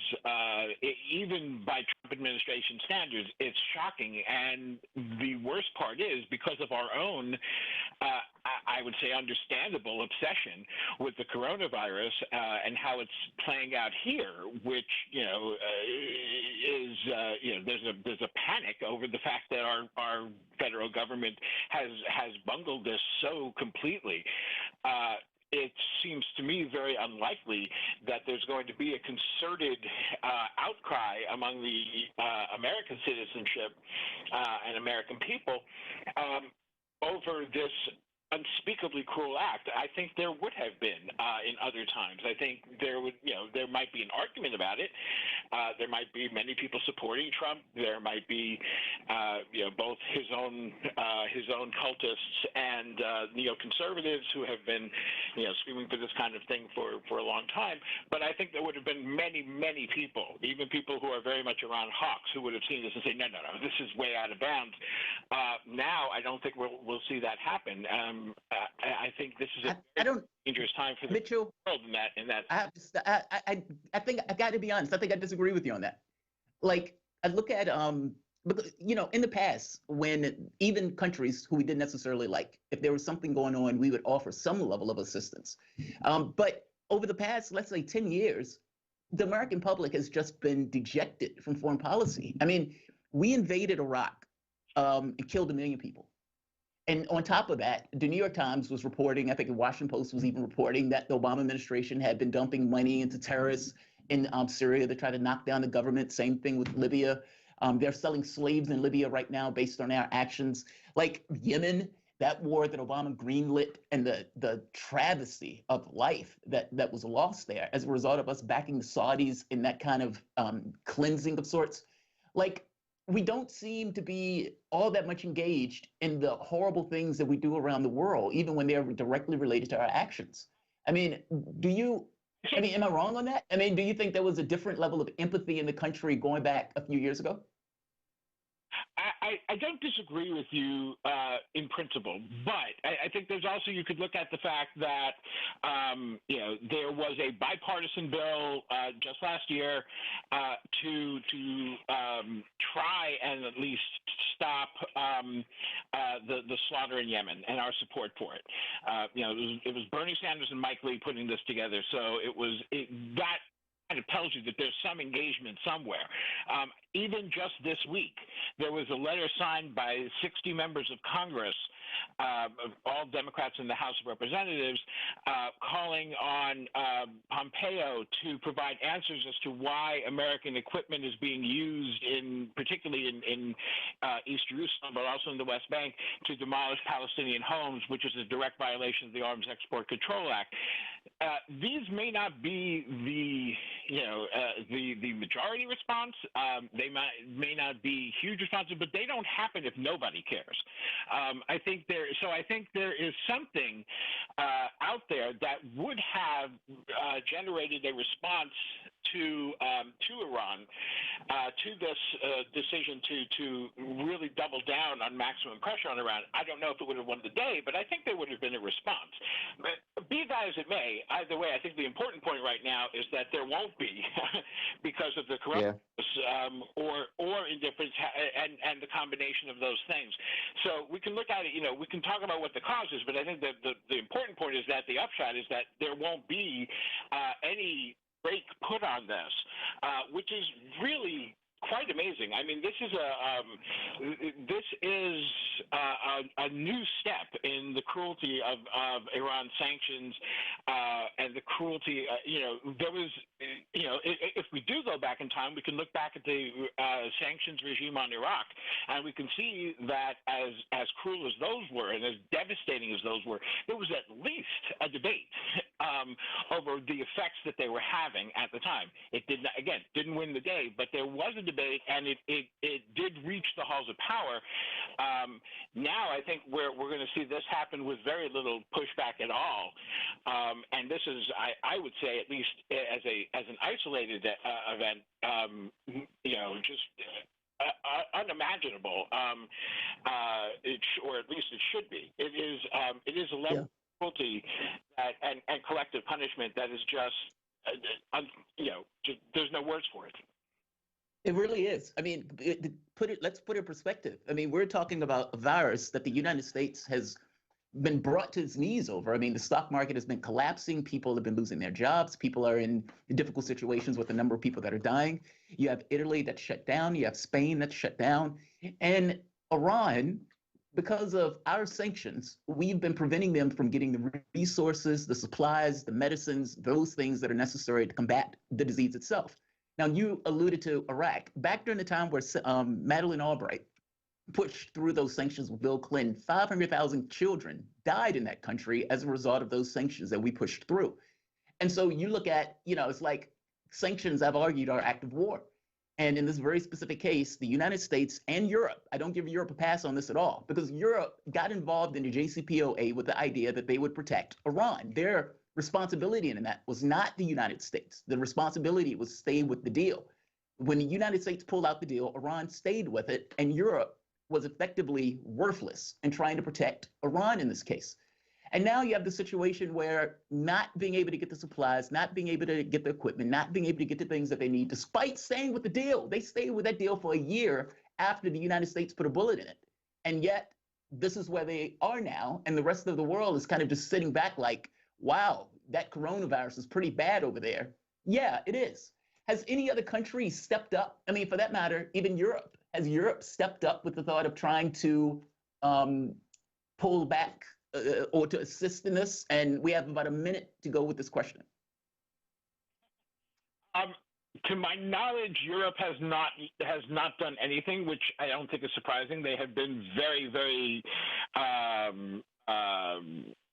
I would say, reluctant is the word that comes to mind, but I would say cowardly also about trying to confront the United States with this. They have really given into American pressure over the course of the past 2 years, and so I don't hold out a lot of hope that Europe will do anything. There have been a few. I think it's notable, particularly that the United Arab Emirates has reached out to try and provide at least some aid to Iran in this situation, and I think that should be telling, and that should be, that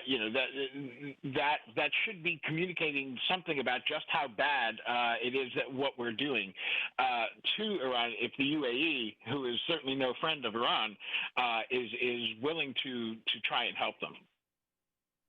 Yeah, it's quite remarkable there, as despite increased sanctions on Tuesday, U.S. Secretary of State Mike Pompeo, Mr. Lie, Cheat, and Steal Mike Pompeo, had the gall to say, I spoke with the head of the World Health Organization just this morning, where we talked expressly about Iran and how America might be able to help. Remarkable that he still goes out into the press and talks about that. Mitchell Plitnick, one of our favorite political analysts here on Radio Sputnik, thank you so much for joining us. We'll take a quick break now here on Political Misfits, live in Washington, D.C. on Radio Sputnik. We're back after this.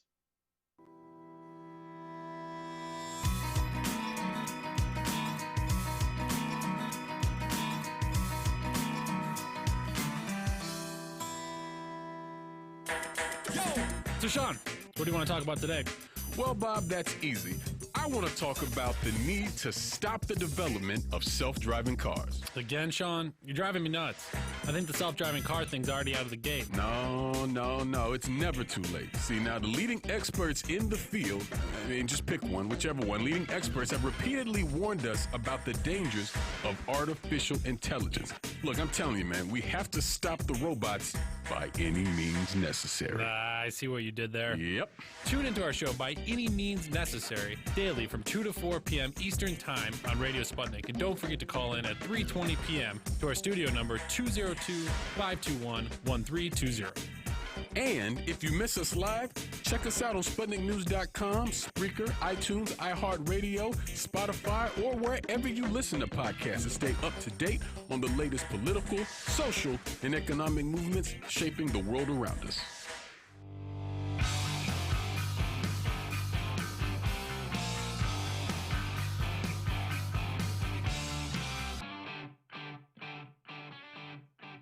Welcome back to Political Misfits on Radio Sputnik, where we bring you news, politics, and culture without the red and blue treatment.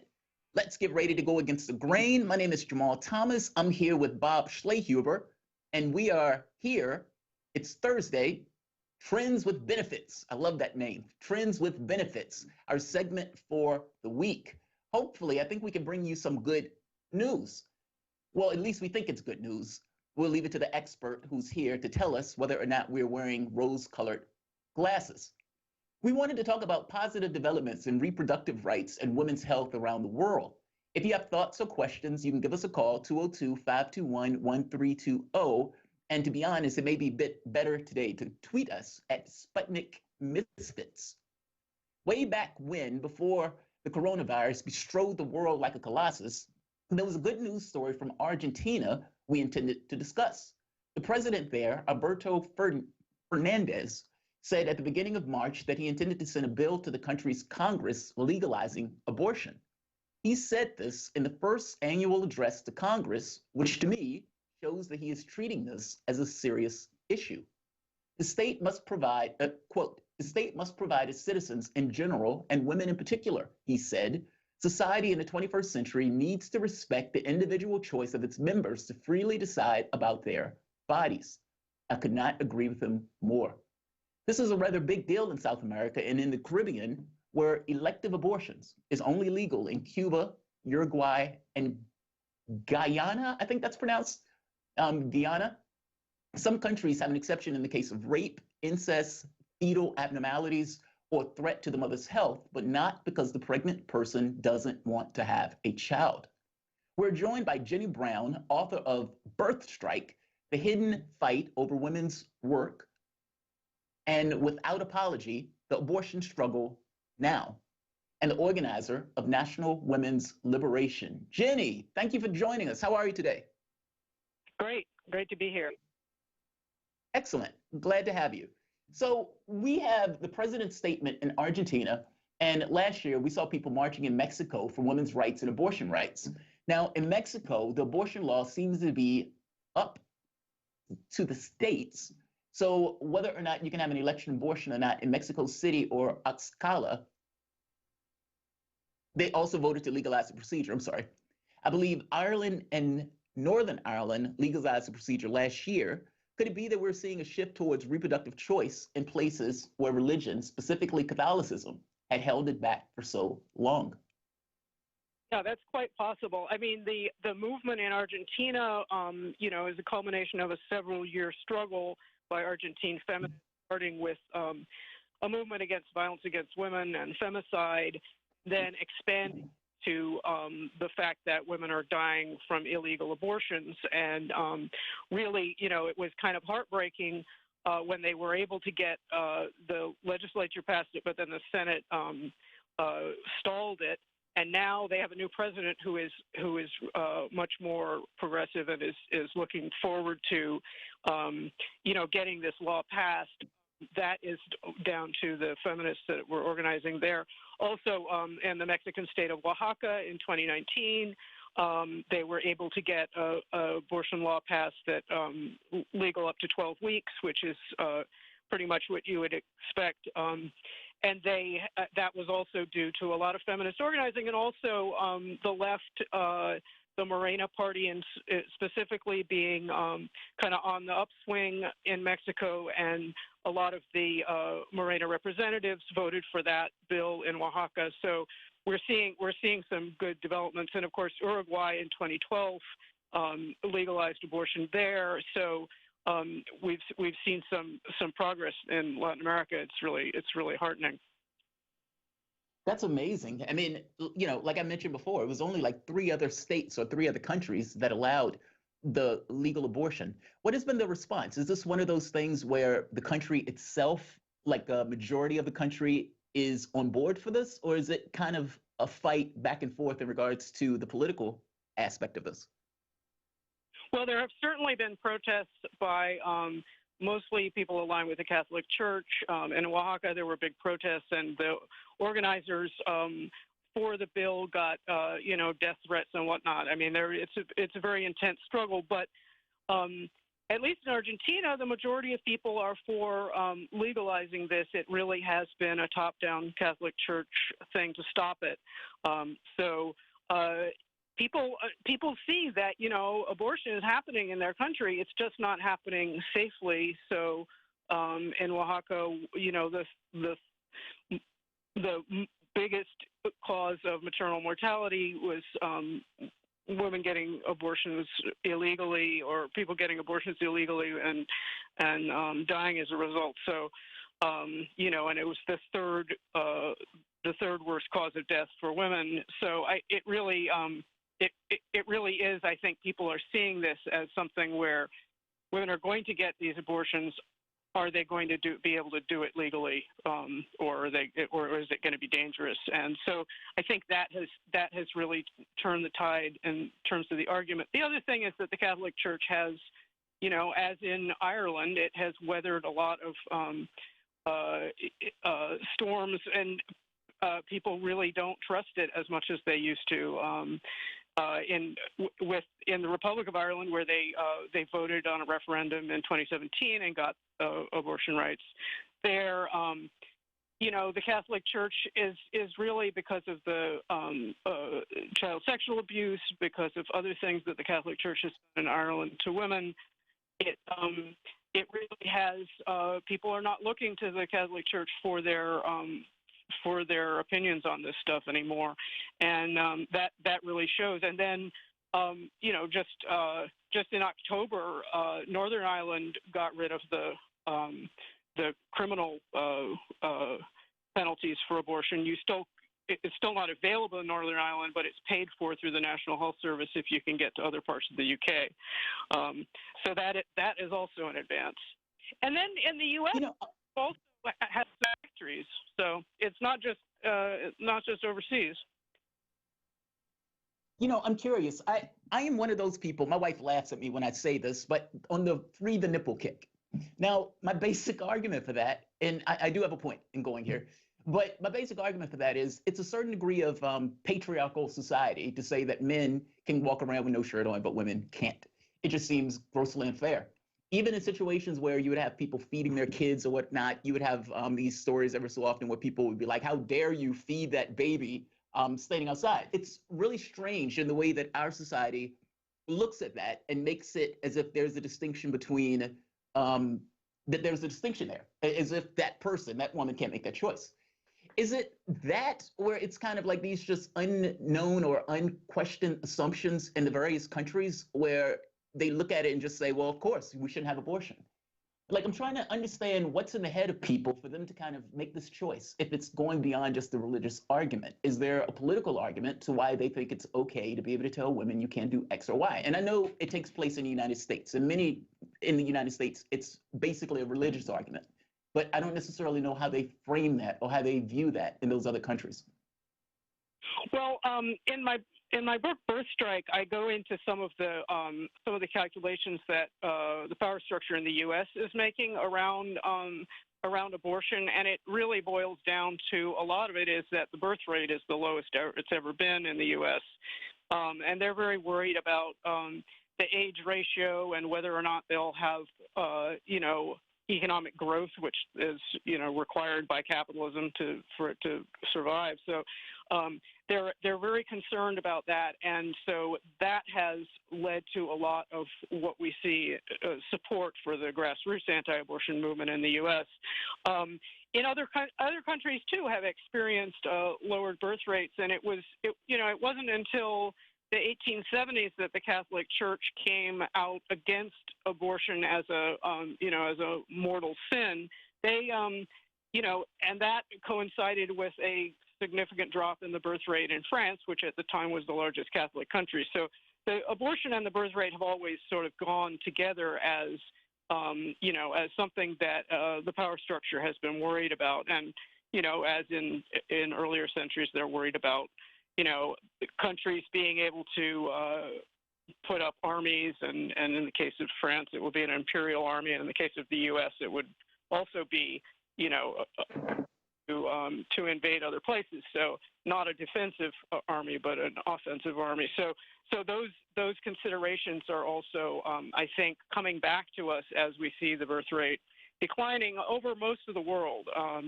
The birth rate has been declining rather precipitously over the last 50 years, and now we're seeing that in most continents are experiencing a lower birth rate than replacement, which means that those economies will be stable or shrink, and that is kind of difficult for capitalism to cope with. Well, wait. I mean, is that true though? I mean, I agree with you that when you get to a certain point, it seems like economically people just have less kids. But if you have a technological society where many of those jobs are being bled off and many of those jobs can be automated, especially if you start taking explicit action to automate those jobs, do you really need a major and a large workforce like that if you can automate away many of the positions? Like, for example, let's say automation, like cars.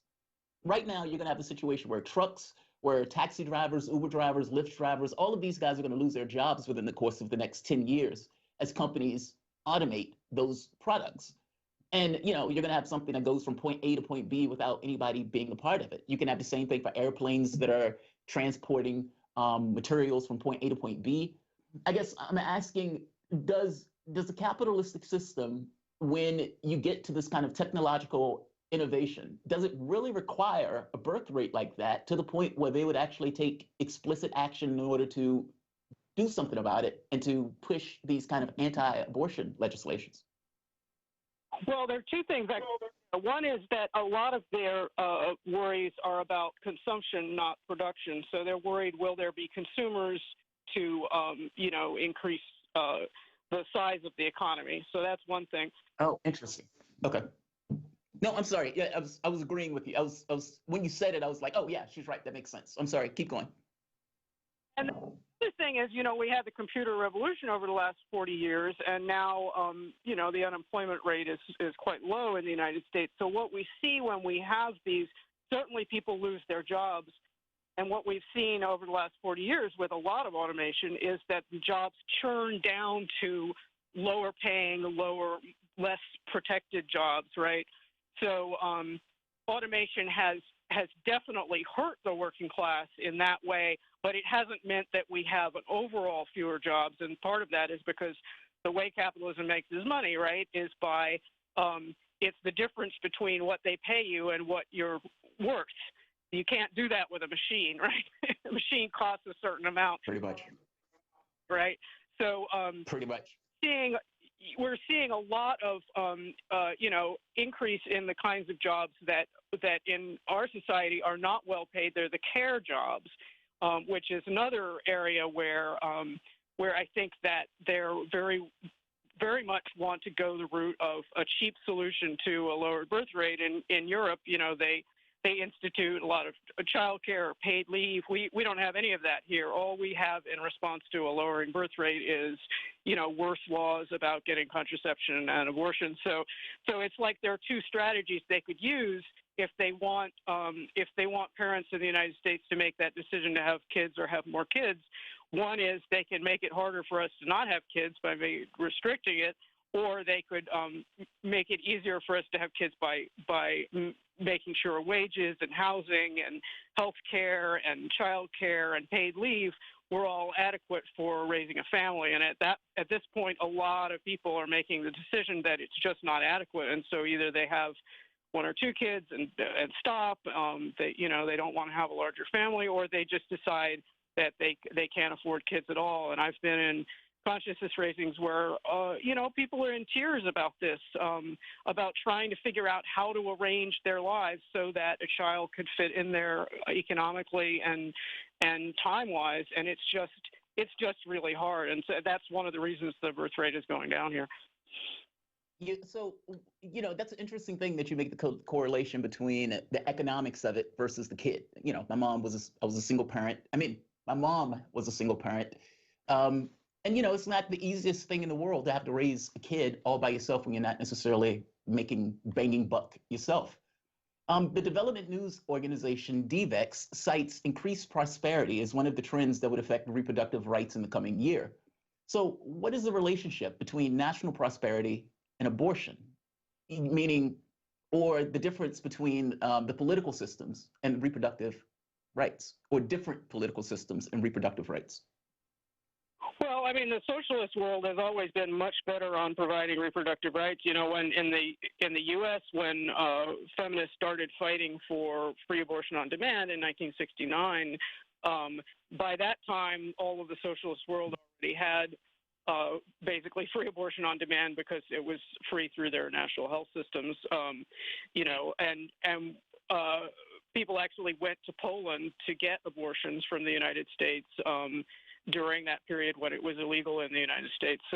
And I think we can see around the world that when it's a socialist country and they're concerned about the quality of people's life, they're not looking at, how can we just make people have more children. We value all parents in their role, both as parents and as producers in the society, and that leads to better reproductive laws. Laws that allow people to plan their lives and plan whether they're going to have kids.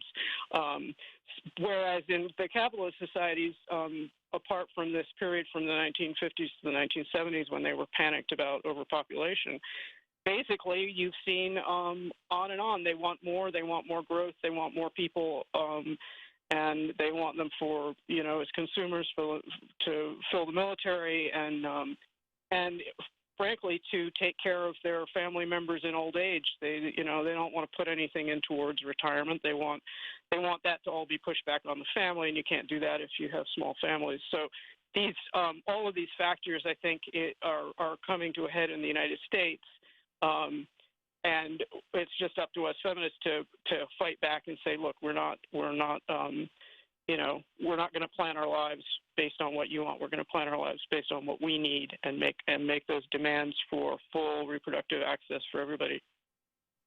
Is that a feminist thing, or is that just a person thing? Like, because when I hear that, look, I have a mom, clearly. Most people, I would say all people to some degree do. Whether or not the person can identify with what it is to be a female is almost secondary to just this understanding of what it is to be a person.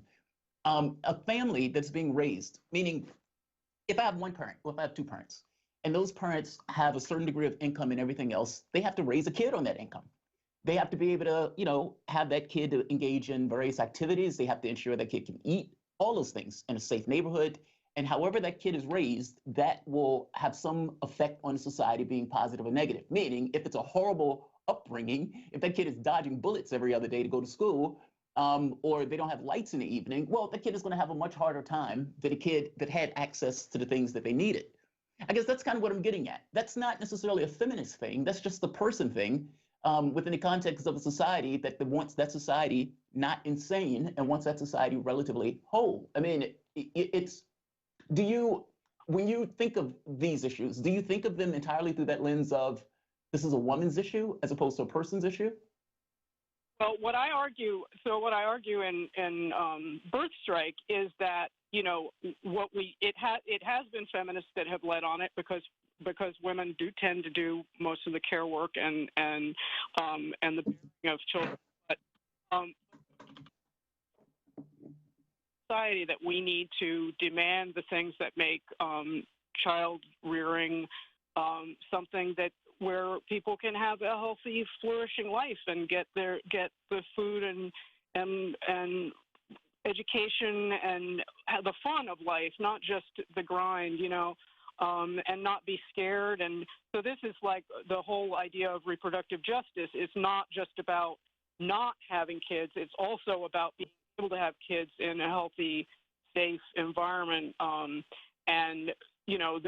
To expand that idea of just reproductive rights, which I think has become like, well, if you can't afford it, don't have kids. But let's look at it like the whole society's needs, as you're saying.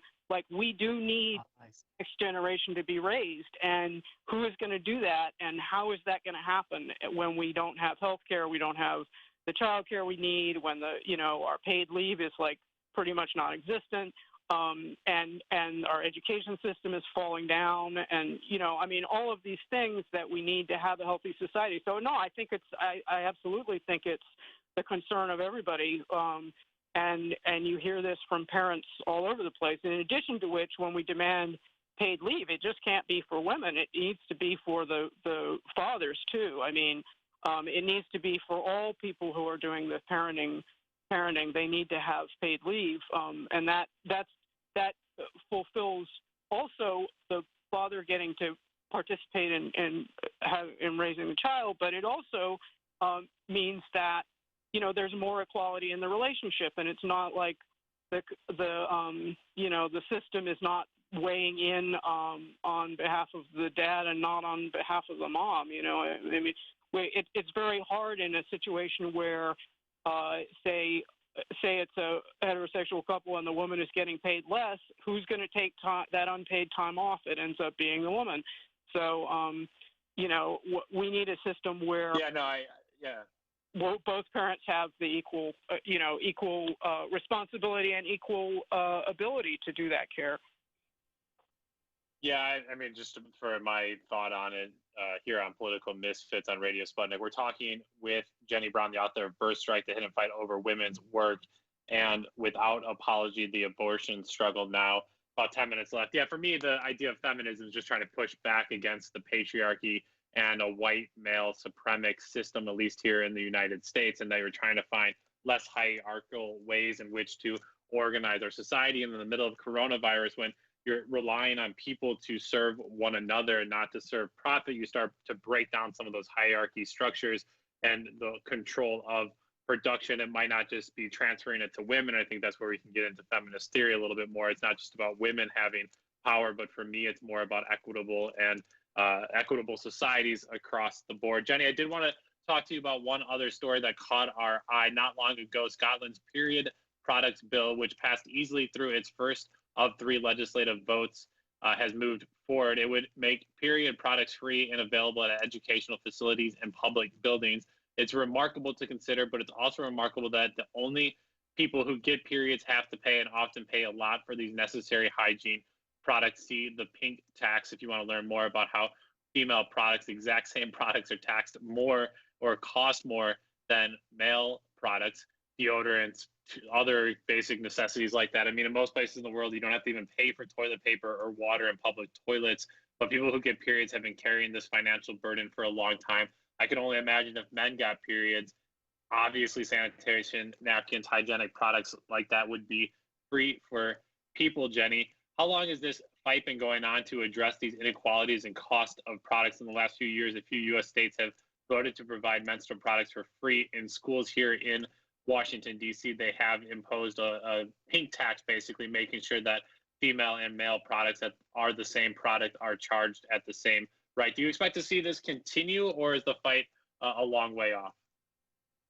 Well, I mean, it seems obvious that we should have that stuff free. I think we need to expand our horizons a little bit more, though, on what should be free, because, you know, you say if men needed, if cis men needed menstrual products, that they would be free. Not necessarily. I mean, the neoliberal state may start charging us for toilet paper, as they do in schools where parents and staff need to bring toilet paper in for the kids on their own nickel. So, I mean, we need to. I'm really for this. I think it's great, but I think we need to broaden our horizons to in the United States, we don't need period products free. We need health care to be free. We need housing to be free. We need all of these things. And this is a moment with the coronavirus where we can talk about that. It really shows the importance of our care work and the work that has generally been relegated to women and femmes.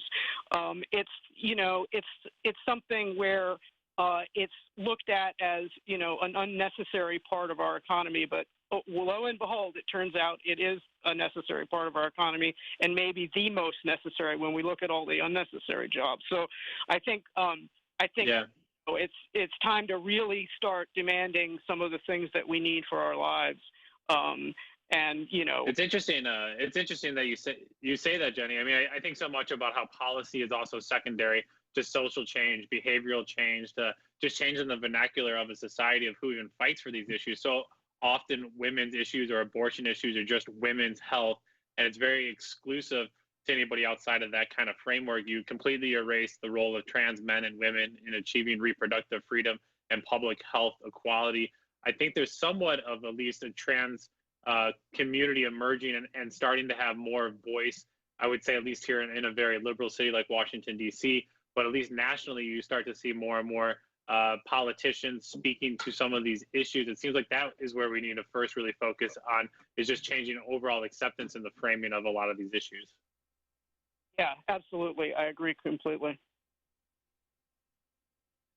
Well, Jamar, I'm curious if you have any thoughts here. We just have a few minutes left. Jenny Brown, thank you so much for joining us. Jenny Brown is the author of Birth Strike, The Hidden Fight Over Women's Work, and Without Apology, The Abortion Struggle. Now, Jenny, thanks again for joining us. Great to be here. Very cool. Jamar, so, interesting conversation, to say the least. It's one of those things where I look at this stuff not as either a female issue or a male issue. I just kind of look at it as a person issue.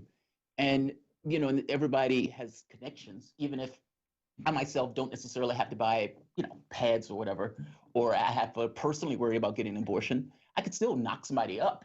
Or, you still have a mom that has to deal with her own issues that you're connected to. That's why I always hate having this stuff being fashioned off as, oh, this is just a female issue or male issue. It's a society issue. It's something that affects all of us, whether or not it affects us individually and directly at all. But I think that's what at the root of the idea of many strands of feminism is that collective societal perspective. It's not saying, oh, this is female focused. That's what a lot of people get frustrated. I think the Hillary Clintons of the world, where she says, oh, this is feminism.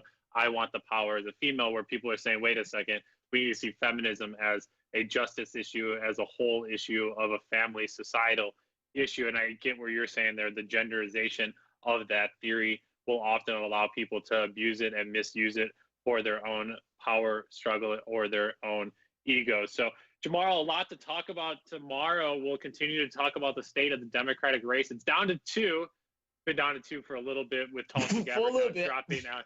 She was still there technically, but now endorsing Joe Biden. I think we're going to have some debates tomorrow about whether or not Bernie Sanders should stick in the race, what they think about the VP pick there being announced by Biden to be a female of some sorts. And we'll talk about the continued fallout from the COVID-19 pandemic. Well, thank you to all of our guests today, Mitchell Plitnick, Jenny Brown, all of the callers who weren't able to call in. Thank you for listening. We'll hopefully get to you tomorrow.